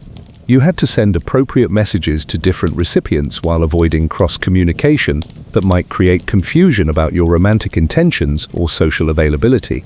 The economic implications of fan ownership and maintenance created pressure around accessory management that affected family budgets. Quality fans were expensive and required careful maintenance to remain suitable for social communication. Your fan condition became another visible indicator of your family's attention to proper social equipment. The seasonal storage and care of fans required domestic organization skills that would challenge modern accessory management. Fans had to be cleaned, repaired, and stored properly to maintain their effectiveness as communication tools and their appearance as fashionable accessories worthy of proper social circles. Mrs. Pemberton explains that fan language mistakes could create social disasters lasting for years. Wrong messages were remembered, inappropriate timing was discussed in drawing rooms, and failures to respond correctly to fan communications became part of your reputation for social competence and romantic reliability. The international variations in fan protocols created additional complications for families with foreign connections. European fan languages were different from American systems, creating opportunities for inadvertent romantic miscommunication based on cultural misunderstandings about fan positioning and movement interpretation. The chaperone protocols around fan language required sophisticated supervision that could identify and intercept inappropriate communications without appearing to spy on young ladies' social interactions. Chaperones had to be fluent in fan language to provide proper oversight while maintaining the fiction that romantic communication wasn't happening under their supervision. Mrs. Pemberton's final demonstration involves conducting multiple fan conversations simultaneously while maintaining perfect social interaction with verbal conversation partners. It requires the coordination of someone conducting an orchestra while translating multiple languages and remembering everyone's marital status and romantic availability. You're learning that Victorian ladies conducted entire emotional lives through accessory manipulation, creating rich interior worlds of communication that had to remain invisible to inappropriate observers while being perfectly clear to intended recipients. But fan language was merely preparation for tomorrow's lesson in even more restrictive social protocols. Next, you'll discover bread etiquette, the Victorian art of consuming basic food items in ways that revealed your moral character and family breeding through your approach to butter application and bite-size management. Don't eat the entire bread roll, seriously, don't. Mrs. Pemberton announces that bread consumption was a window into your soul, and your approach to basic carbohydrates could reveal moral deficiencies that would follow you through entire social seasons. Victorian dining wasn't about satisfying hunger, it was about proving you possessed the self-control and refined sensibilities necessary for polite society membership. The fundamental rule was absolute and non-negotiable. Break off tiny pieces with your fingers, butter only one piece at a time, and never bite directly into the roll. This wasn't dietary advice. It was the difference between respectability and being marked as someone raised by wolves with questionable table supervision. Mrs. Pemberton demonstrates the proper bread breaking technique, which required finger strength, spatial awareness, and the acting ability to make deliberately tiny portions look natural rather than calculated. The pieces had to be small enough to suggest delicate appetite, but large enough to suggest you weren't wasting food through excessive daintiness. The breaking motion itself carried social significance that would confuse modern efficiency experts. Aggressive breaking suggested either excessive hunger or possibly manual labor background. Hesitant breaking implied unfamiliarity with proper dining protocols. The ideal break was confident but gentle, suggesting natural refinement rather than careful training. Mrs. Pemberton explains that the butter application protocol was equally complex and monitored by dinner companions who apparently had nothing better to do than evaluate your condiment management skills. You could only butter one small piece at a time, never the entire roll, because bulk butter application suggested either greed or unfamiliarity with proper dining pacing. The butter quantity was subject to social evaluation that would challenge modern nutritionists. Too much butter implied excessive appetite, or possibly American influences, both socially damaging. Too little suggested you were either showing off your delicate constitution or possibly criticizing your host's butter quality, which was equally problematic. The timing of bread consumption required coordination with conversation flow that would impress modern multitasking experts. You couldn't eat during important discussion points because that suggested inattention to social discourse, but you couldn't delay too long either because that implied you were more interested in talking than in appreciating your host's refreshments. Mrs. Pemberton explains that eating half a bread roll in one go was barbaric behavior that would mark you as hopelessly common. The size of each bite was monitored and evaluated by dinner companions who apparently treated carbohydrate consumption as entertainment more engaging than theater performances. The social psychology behind bread etiquette was typically Victorian in its twisted brilliance. Young ladies were trained to approach basic nutrition as performance art, demonstrating their ability to suppress natural appetites in favor of elaborate social display that suggested refinement while revealing nothing about their actual hunger or food preferences. Your modern habit of eating bread, normally breaking off comfortable pieces, applying reasonable amounts of butter, and consuming food at natural pace would have caused immediate scandal. The practicality would have been seen as evidence of insufficient training in proper feminine restraint and possibly dangerous ideas about personal satisfaction. Mrs. Pemberton demonstrates the complete bread consumption process, which takes approximately 15 minutes to consume what you could eat in 30 seconds. Each tiny piece requires individual butter application, careful chewing that doesn't disturb facial composure, and strategic timing to avoid interfering with conversation participation. The economic implications of bread etiquette created additional pressure around dining choices that affected social evaluation. Families were judged on their bread quality, butter freshness, and the grace with which family members managed basic carbohydrate consumption during social meals. The different types of bread required modified etiquette approaches that would challenge modern dietary management. White bread was most socially acceptable, but suggested possible extravagance. Brown bread was healthier but might imply either poverty or dangerous health consciousness that could indicate inappropriate interest in bodily functions. Mrs. Pemberton explains that seasonal variations in bread protocols created additional complexity around dining etiquette. Summer bread consumption required different pacing due to heat considerations.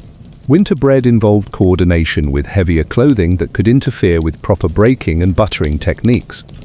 The psychological impact was devastating to natural eating behaviors. Young women learned that even basic nutrition required constant performance and monitoring, turning essential bodily needs into social challenges where every natural instinct was wrong and every genuine appetite was evidence of inadequate breeding. Mrs. Pemberton's final demonstration involves managing bread consumption during complex dinner conversation while maintaining perfect etiquette throughout multiple courses and social interactions. It requires the patience of someone diffusing explosives combined with the acting skills of someone pretending to be satisfied by consuming food, one molecule at a time. You're beginning to understand that Victorian ladies couldn't even satisfy basic hunger without turning it into elaborate social performance that prioritized appearance over actual nutrition, creating constant tension between human needs and social requirements. But bread etiquette was merely preparation for tomorrow's lesson in even more restrictive consumption protocols. Next, you'll discover scent management, the Victorian art of smelling appropriately wealthy without appearing to have made any effort, where your perfume choices could accidentally declare your family's social aspirations or suggest dangerous foreign influences depending on your application technique. Scent etiquette: smell rich but not too rich. Mrs. Pemberton reveals that even your fragrance could destroy your social standing faster than admitting you enjoyed Gothic novels. Victorian perfume protocols had turned basic hygiene into another minefield of social catastrophe, where smelling wrong could mark you as tacky, foreign, or possibly French, all equally damaging to your reputation. The fundamental rule was impossibly precise. You had to smell expensive enough to suggest proper breeding, but not so fragrant as to appear desperate for attention. This required olfactory calibration that would challenge modern perfume specialists, creating scent profiles that suggested natural elegance rather than deliberate enhancement.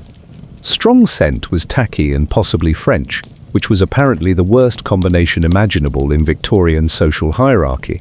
French influences suggested dangerous ideas about personal pleasure and possibly inappropriate comfort with sensuality that proper English ladies were supposed to suppress completely. Mrs. Pemberton demonstrates the proper perfume application technique, which involved dabbing behind the ears rather than on the wrists.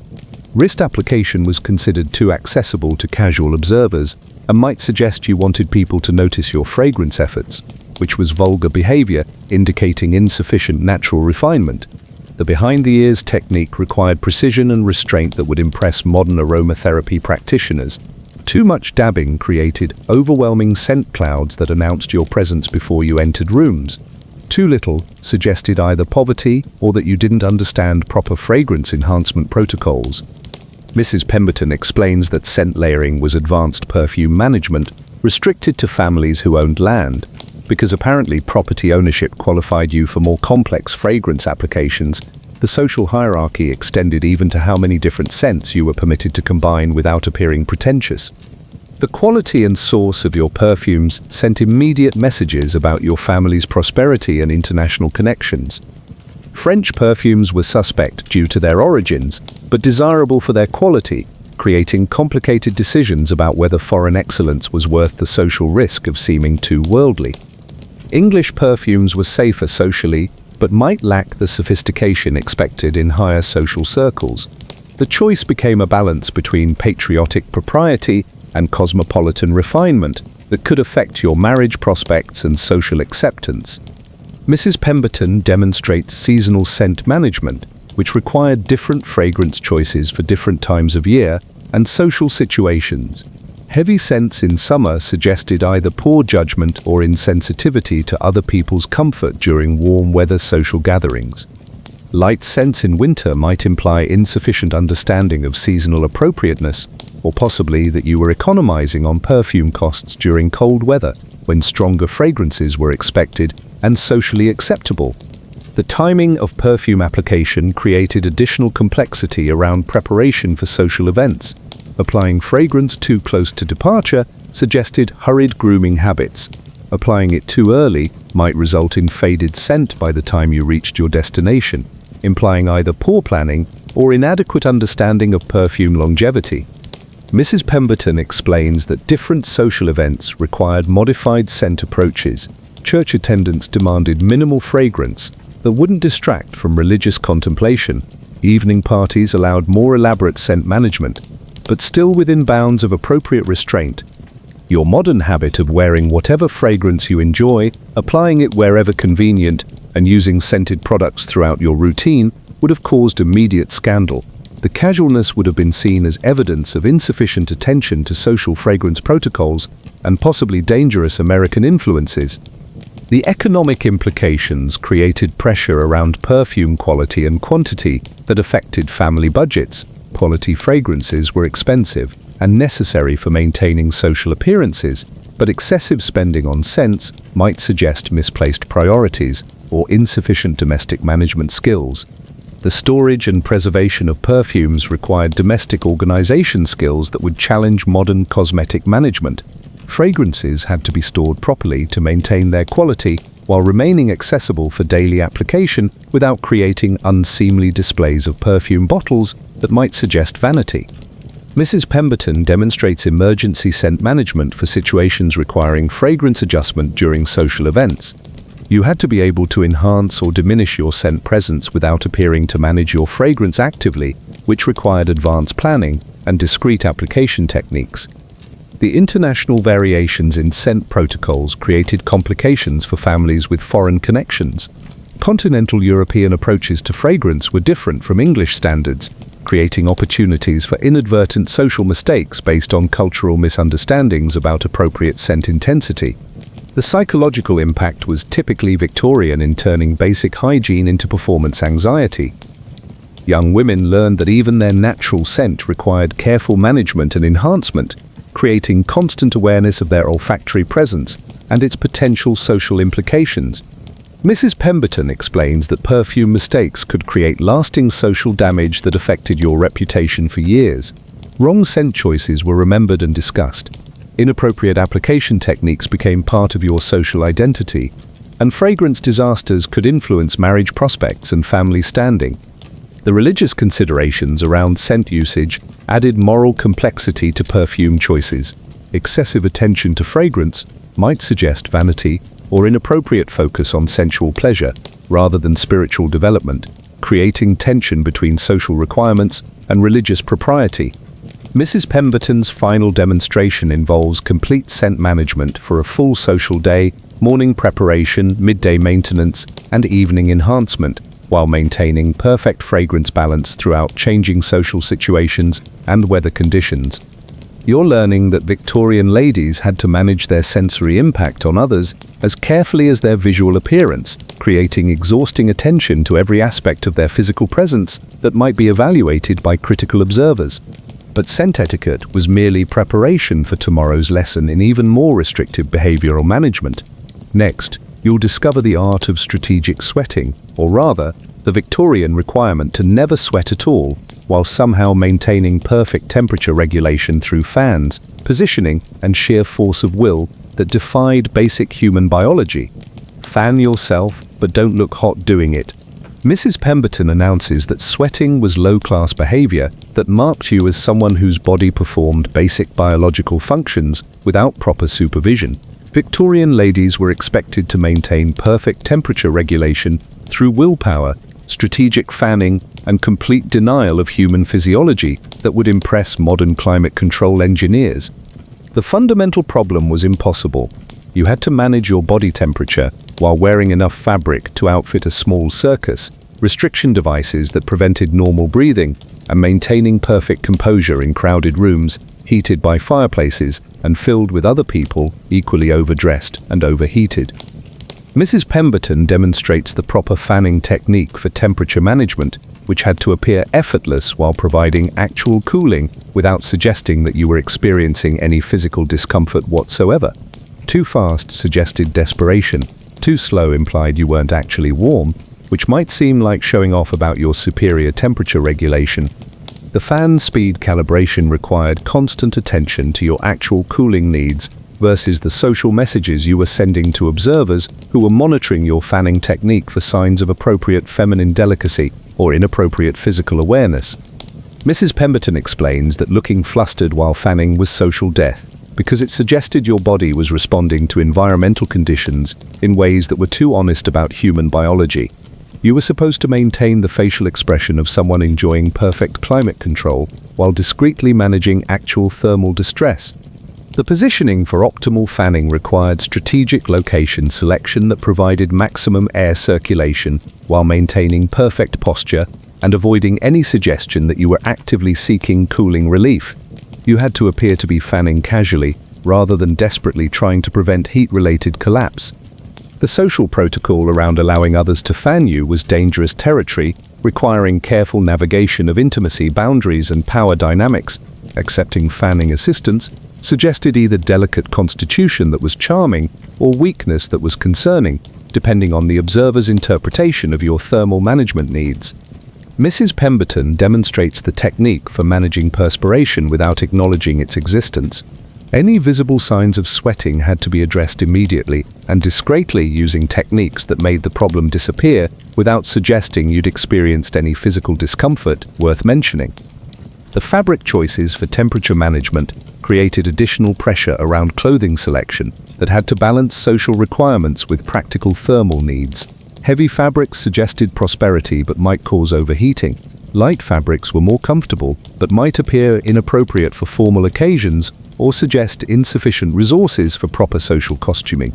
Your modern ability to acknowledge feeling warm, remove layers of clothing, or seek air conditioning would have caused immediate scandal. The honesty about physical comfort would have been seen as inappropriate attention to bodily functions and possibly dangerous awareness of personal needs that conflicted with social requirements. Mrs. Pemberton explains that seasonal temperature management required advanced planning that would challenge modern event coordinators. Summer social events demanded strategies for maintaining perfect appearance while managing heat that could reach dangerous levels in crowded indoor spaces filled with overdressed people and inadequate ventilation. Winter temperature control involved different challenges around maintaining warmth while appearing comfortable in clothing that prioritized appearance over practical thermal protection. You had to look perfectly temperature regulated regardless of actual environmental conditions or seasonal weather variations. The economic implications of temperature management created pressure around accessory ownership and maintenance. Quality fans were essential equipment for social survival, but their effectiveness had to be managed carefully to avoid appearing desperate for cooling or too comfortable with personal thermal regulation. Mrs. Pemberton demonstrates emergency temperature management for situations requiring immediate cooling intervention without creating social disasters. You had to be able to address overheating quickly and discreetly while maintaining perfect composure and suggesting that nothing unusual was happening to your body temperature. The physical health implications were genuinely dangerous. Victorian ladies regularly fainted from overheating, dehydration, and restricted breathing caused by clothing that prioritized appearance over basic human survival needs. The medical consequences of proper temperature etiquette included regular unconsciousness that was treated as normal feminine behavior.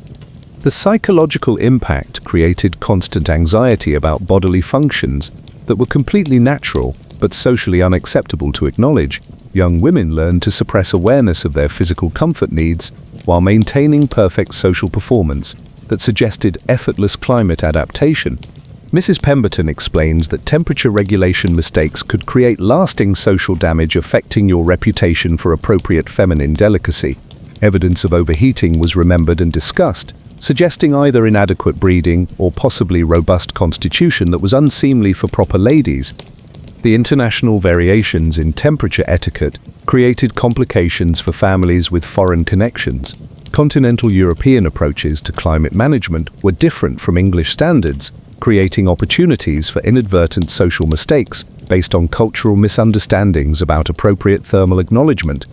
Mrs. Pemberton's final demonstration involves complete temperature management during a full social event, arrival, interaction, dining, and departure, while maintaining perfect thermal composure throughout changing conditions and physical demands that would challenge modern athletes wearing appropriate clothing. You're learning that Victorian ladies were expected to transcend basic human biology through social willpower, creating impossible physical standards that treated normal bodily functions as evidence of moral inadequacy rather than necessary life processes. But temperature management was merely preparation for tomorrow's lesson in the most psychologically damaging etiquette requirement yet. Next, you'll discover mirror protocols, the Victorian art of checking your reflection only to ensure emotional composure rather than physical appearance, where caring about how you looked was considered more scandalous than looking terrible in public. The mirror is for checking emotion, not appearance.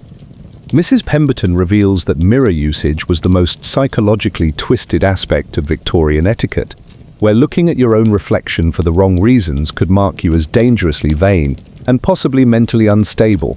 Victorian ladies were permitted to check mirrors only to ensure proper emotional composure, never to evaluate their physical appearance, which created a surveillance system for monitoring your interior life disguised as grooming protocols. The fundamental rule defied every natural instinct about mirror usage. You could look at your reflection to verify that you appeared appropriately serene, but checking whether you looked attractive was vanity, so shocking that it ranked with the worst moral failings imaginable in polite society. Mrs. Pemberton demonstrates the approved mirror-checking technique, which required looking at your reflection while mentally evaluating your emotional expression rather than your physical features. You were supposed to assess whether you looked properly composed, appropriately modest, and sufficiently resigned to whatever social circumstances you were about to encounter. The psychological gymnastics involved were typically Victorian in their cruel sophistication. You had to look at yourself without seeing yourself, evaluate your appearance without caring about your appearance, and use mirrors for emotional regulation rather than practical grooming assistance. Preening was vain behavior that suggested dangerous self-regard and possibly inappropriate awareness of your physical form. Any adjustment of appearance that suggested you cared about how you looked was evidence of moral corruption that could affect your marriage prospects and social acceptance. Mrs. Pemberton explains that looking sad in mirrors was perfectly acceptable because appropriate melancholy suggested proper feminine sensitivity to life's inevitable disappointments. Sadness was fashionable and indicated depth of character that was attractive to serious-minded gentlemen seeking wives with suitable emotional complexity. Looking smug, however, was disgraceful behavior that suggested either excessive satisfaction with your circumstances or inappropriate pleasure in your own appearance. Smugness implied you thought too well of yourself, which was unseemly for modest ladies who were supposed to maintain humble attitudes about their worth and accomplishments. The approved emotional expressions for mirror checking created a narrow range of acceptable feelings that excluded most positive emotions. You could look resigned, appropriately melancholy, or serenely composed, but happiness, confidence, or satisfaction were dangerous emotions that might suggest insufficient feminine humility. Mrs. Pemberton demonstrates the proper technique for using mirrors to check that you weren't displaying inappropriate emotions during social preparation. The reflection should confirm that you looked properly prepared for whatever social judgment awaited you, rather than suggesting you were excited about social interaction or confident about your appearance. Your modern habit of checking mirrors to see how you look, adjusting your appearance to feel more confident, or using reflection for positive self-assessment would have caused immediate scandal. The self-regard would have been seen as evidence of dangerous vanity and possibly inappropriate self-love that conflicted with proper feminine modesty. The timing of mirror checking carried social significance that would confuse modern grooming routines. Too frequent mirror consultation suggested vanity or possibly mental instability. Too infrequent mirror checking implied either saintly indifference to appearance or dangerous neglect of proper social presentation requirements. Mrs. Pemberton explains that different types of mirrors required modified etiquette approaches. Hand mirrors were more intimate and therefore more dangerous for vanity temptation. Wall mirrors were safer because they were less personal, but still required careful emotional monitoring to ensure appropriate usage for composure checking rather than appearance evaluation. The economic implications created pressure around mirror ownership and placement that affected household management decisions. Families had to provide adequate mirrors for proper emotional monitoring while avoiding excessive mirror availability that might encourage vanity development in young ladies, requiring careful moral supervision. The psychological impact was devastating to natural self-regard and confidence development. Young women learned that caring about their appearance was morally dangerous, creating impossible tension between normal human vanity and social requirements for complete indifference to physical attractiveness. Mrs. Pemberton demonstrates emergency mirror protocols for situations requiring appearance adjustment without acknowledging vanity motivations. You had to be able to address grooming problems while maintaining the fiction that you were only concerned with emotional composure rather than physical presentation. The religious considerations around mirror usage added moral complexity to basic grooming routines. Excessive attention to physical appearance might suggest insufficient focus on spiritual development and possibly dangerous pride that conflicted with Christian humility requirements. The servant protocols around mirror assistants created additional complications for households managing young ladies' grooming needs while preventing vanity development. Domestic staff had to help with appearance management while reinforcing appropriate attitudes about physical self-regard.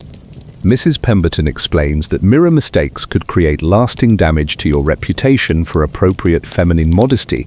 Evidence of vanity was remembered and discussed, affecting your social evaluation and marriage prospects based on observers' assessment of your moral character and proper attitude toward personal appearance. The international variations in mirror etiquette created complications for families with foreign connections. Continental European approaches to appearance management were different from English standards, creating opportunities for inadvertent social mistakes based on cultural misunderstandings about appropriate self-regard levels. Mrs. Pemberton's final demonstration involves complete mirror management during social preparation, emotional composure checking, discreet appearance adjustment, and psychological regulation, while maintaining perfect balance between necessary grooming and dangerous vanity throughout the entire reflection interaction process.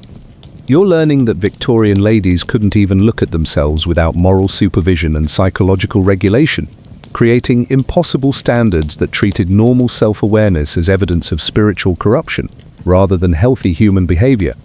But mirror etiquette was merely preparation for tomorrow's lesson in the most restrictive consumption protocols imaginable. Next, you'll discover fruit eating management, the Victorian requirement to consume natural foods using surgical techniques that prevented any suggestion you understood that fruit grew on trees or possessed practical knowledge about food preparation that might indicate unseemly worldliness. Never touch fruit with your hands, ever. Mrs. Pemberton announces that fruit consumption required surgical precision and complete denial of how nature intended humans to eat food that grew on trees. Victorian fruit etiquette had transformed basic nutrition into elaborate performance art, where acknowledging that fruit was finger food could mark you as someone raised by particularly uncivilized wolves in orchards far from proper society. The fundamental rule was absolute and biologically absurd: never touch fruit with your bare hands under any circumstances. This wasn't hygiene advice, it was the difference between respectability and being marked as someone who possessed dangerous practical knowledge about food consumption that suggested inappropriate familiarity with agricultural reality. Mrs. Pemberton demonstrates grape consumption using a fork and knife, which requires coordination that would challenge modern surgeons performing delicate operations. Each grape had to be speared individually, held steady with the fork, and consumed in portions that wouldn't suggest excessive appetite or unseemly comfort with grape management techniques. The grape eating process transformed simple fruit consumption into elaborate ritual that took longer than most modern meals. You had to approach each grape as if it were a complex surgical procedure, requiring careful planning, precise execution, and constant monitoring for potential etiquette disasters. Mrs. Pemberton explains that banana consumption was even more complex, requiring glove wearing throughout the peeling process because direct hand contact with banana skin was apparently scandalous enough to destroy your social standing permanently. The gloves had to remain clean throughout the procedure, creating logistical challenges that would impress modern hazmat technicians. The banana peeling technique required maintaining perfect glove integrity while navigating fruit that was designed by nature for hand consumption. You had to overcome millions of years of human evolution while appearing to find the entire process natural and unremarkable rather than completely insane. Apple consumption demanded advanced preparation involving slicing before eating, because biting into whole apples suggested either poverty or dangerous comfort with agricultural reality that proper ladies were supposed to remain ignorant about. The slicing had to be accomplished with precision that created uniform pieces suitable for fork consumption. Mrs. Pemberton demonstrates apple preparation techniques that required knife skills more advanced than most modern cooking shows, while maintaining the fiction that you had no practical knowledge about food preparation or any understanding that apples grew on trees in orchards managed by working people. Biting into anything whole was barbaric behavior that would immediately mark you as someone who understood that humans possessed teeth designed for consuming food directly. This practical knowledge was apparently too dangerous for proper ladies to acknowledge, creating elaborate workarounds that denied basic biological reality. The psychological training was insidious and comprehensive. Young women learned that natural food consumption methods were evidence of insufficient refinement and possibly dangerous connection to agricultural processes that proper ladies were supposed to remain completely ignorant about throughout their entire lives. Mrs. Pemberton explains that different fruits required specialized consumption techniques that would challenge modern dietary management. Berries needed individual spearing and consumption that prevented any suggestion you understood their seasonal availability or growing requirements that might indicate inappropriate agricultural awareness. Citrus fruits demanded peeling and sectioning protocols that eliminated any possibility of juice contact with fingers, because sticky hands suggested either poverty or excessive comfort with food preparation that was unseemly for ladies whose domestic needs should be managed entirely by qualified staff. Your modern habit of eating fruit naturally, grabbing apples, peeling bananas by hand, or consuming grapes directly from stems would have caused immediate social catastrophe. The practicality would have been seen as evidence of dangerous agricultural knowledge and possibly American influences that prioritized efficiency over proper social performance. The economic implications created pressure around fruit consumption that affected family budgets and domestic management. Proper fruit eating required specialized utensils, advanced preparation time, and staff training that treated basic nutrition as elaborate social theater, requiring professional management. Mrs. Pemberton demonstrates emergency fruit consumption protocols for situations requiring nutrition while maintaining perfect etiquette standards. You had to be able to consume necessary food while preserving the fiction that you had no practical knowledge about agriculture, food preparation, or efficient consumption methods. The seasonal considerations around fruit etiquette created additional complexity that would challenge modern dietary planning. Different fruits required modified consumption approaches based on availability, ripeness, and social appropriateness that had nothing to do with nutritional needs or natural eating preferences. The international variations in fruit protocols created complications for families with foreign connections. Continental European approaches to fruit consumption were different from English standards, creating opportunities for inadvertent social disasters based on cultural misunderstandings about appropriate agricultural ignorance levels. The servant training required for proper fruit management created domestic staffing challenges that affected household operations. Staff had to be educated in fruit preparation techniques that maintained young ladies' ignorance about food reality while providing necessary nutrition through elaborate theatrical presentations. Mrs. Pemberton explains that fruit consumption mistakes could create lasting social damage, affecting your reputation for appropriate feminine ignorance about agricultural reality. Evidence of practical food knowledge was remembered and discussed, suggesting either inadequate breeding or dangerous exposure to working-class food preparation methods. The religious considerations around fruit consumption added moral complexity to basic nutrition. Excessive comfort with natural food consumption might suggest inappropriate awareness of bodily needs and possibly dangerous connection to Eden-related imagery that required careful theological navigation. Mrs. Pemberton's final demonstration involves complete fruit management during formal dining selection, preparation, consumption, and cleanup, while maintaining perfect ignorance about agricultural reality throughout the entire nutritional theater performance that denied basic human relationship with food production. You're learning that Victorian ladies couldn't even consume food that grew on trees without elaborate denial of agricultural reality, creating impossible separation between human nutrition needs and the natural world that produced their sustenance through working people's labor. But fruit etiquette was merely preparation for tomorrow's lesson in the most emotionally manipulative social requirement yet. Next, you'll discover marriage proposal management, the Victorian art of responding to romantic offers with calculated delay and performed surprise that could determine your entire future, while appearing to have no strategic thoughts about matrimony whatsoever. How to handle a marriage proposal without looking too eager, even if he's rich. Mrs. Pemberton reveals that marriage proposal responses were the ultimate test of feminine manipulation, disguised as modest surprise, requiring performance skills that would impress modern theater directors, combined with strategic thinking that could determine your entire future happiness and financial security, while appearing to have no thoughts about matrimony whatsoever. The fundamental rule was psychologically cruel, You had to pause, look away, and act surprised even if you'd been planning the proposal for months through careful social maneuvering, strategic positioning, and calculated encouragement that appeared completely accidental to outside observers. Mrs. Pemberton demonstrates the proper proposal response technique, which required acting abilities that would win awards if applied to actual theatrical performance, rather than romantic manipulation disguised as feminine delicacy. Your surprise had to appear genuine, while your consideration seemed thoughtful rather than calculated. The pause duration was critical to the entire performance. Too short suggested unseemly eagerness that might indicate either desperation or inappropriate advanced planning about matrimonial prospects.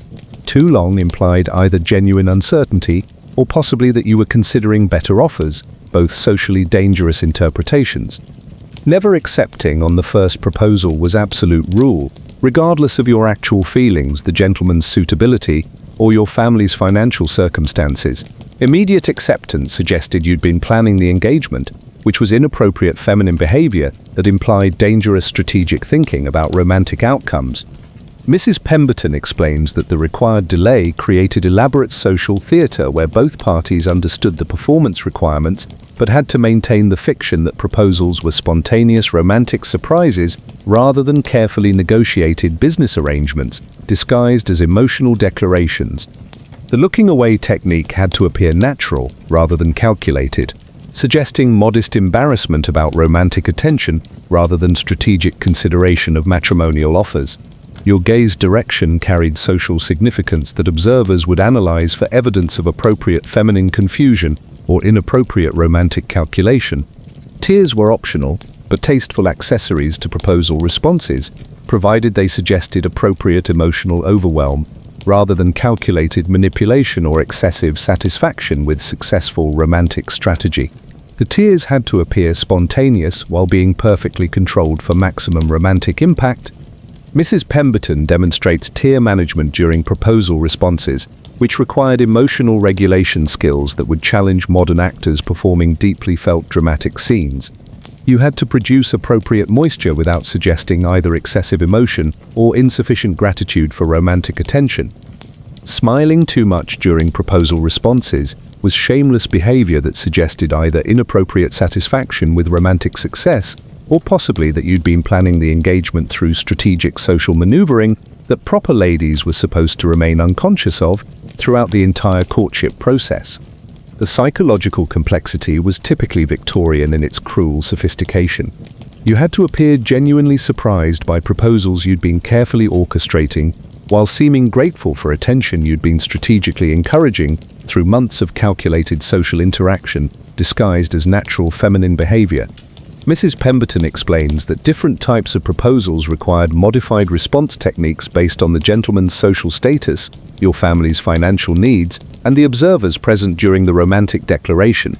Public proposals demanded different performance approaches than private romantic scenes. Your modern ability to respond honestly to romantic proposals, expressing genuine feelings, discussing practical considerations, or accepting immediately when genuinely interested, would have caused immediate scandal.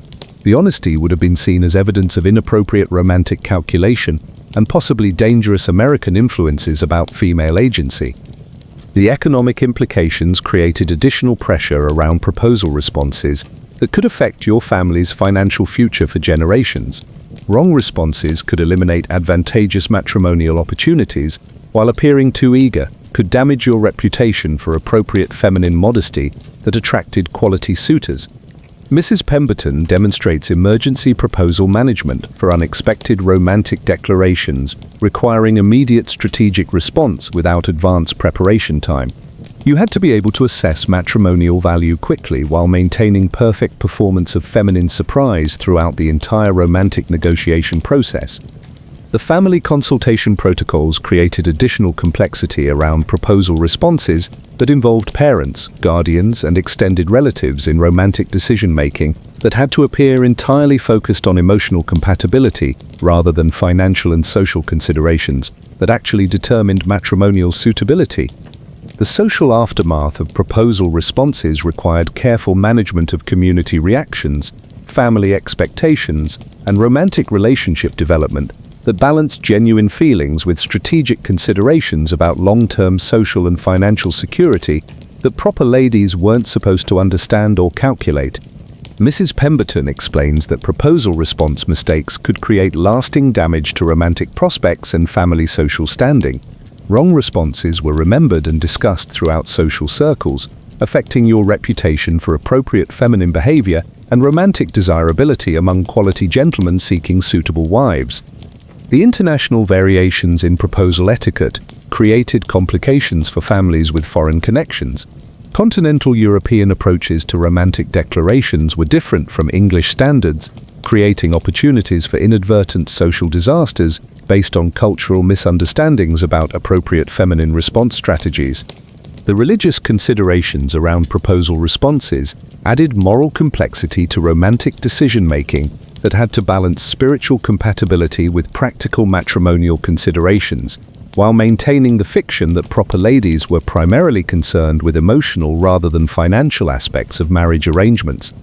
Mrs. Pemberton's final demonstration involves complete proposal response management, initial surprise, thoughtful consideration, appropriate emotional display, and strategic delay, while maintaining perfect performance of feminine innocence throughout romantic negotiations that could determine her entire future happiness and social standing. You're learning that Victorian ladies couldn't even respond to romantic proposals without elaborate theatrical performance that disguised strategic thinking as feminine delicacy, creating impossible tension between genuine feelings and social requirements for appropriate matrimonial behavior. But proposal etiquette was merely preparation for the final lesson in Victorian emotional regulation. Tomorrow you'll discover the most psychologically damaging requirement of all: crying protocols that demanded tears conform to social standards of appropriate feminine emotional display, where even grief had to be performed correctly to maintain respectability during life's most genuine moments of human suffering. How to cry without disrupting your face or causing a scene. Mrs. Pemberton announces that crying etiquette represents the pinnacle of Victorian emotional control, where even genuine grief had to conform to social standards that prioritized appearance over authentic human suffering.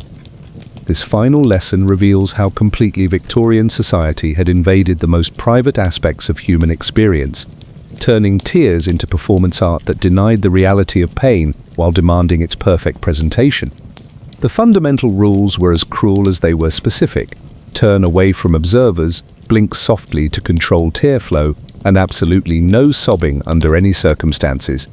Your grief was apparently too disturbing for polite society to witness directly, requiring careful management that protected others from the inconvenience of your authentic emotional experience. Mrs. Pemberton demonstrates appropriate crying posture, which involved maintaining perfect spinal alignment while experiencing emotional distress that would naturally cause physical collapse or tension. You had to suffer beautifully, creating tableaus of elegant grief rather than allowing genuine pain to affect your physical presentation. The timing of tears was subject to social evaluation that would challenge modern understanding of grief processes.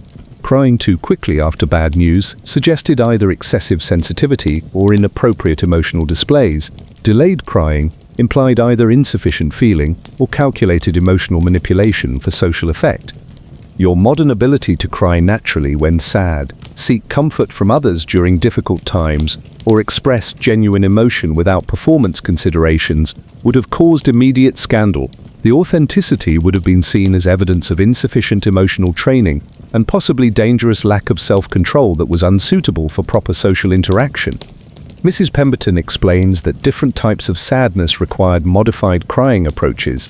Romantic disappointment demanded different tear management than family grief, which was different from social embarrassment crying. Each emotional category had specific protocols that had to be learned and executed flawlessly during genuine distress.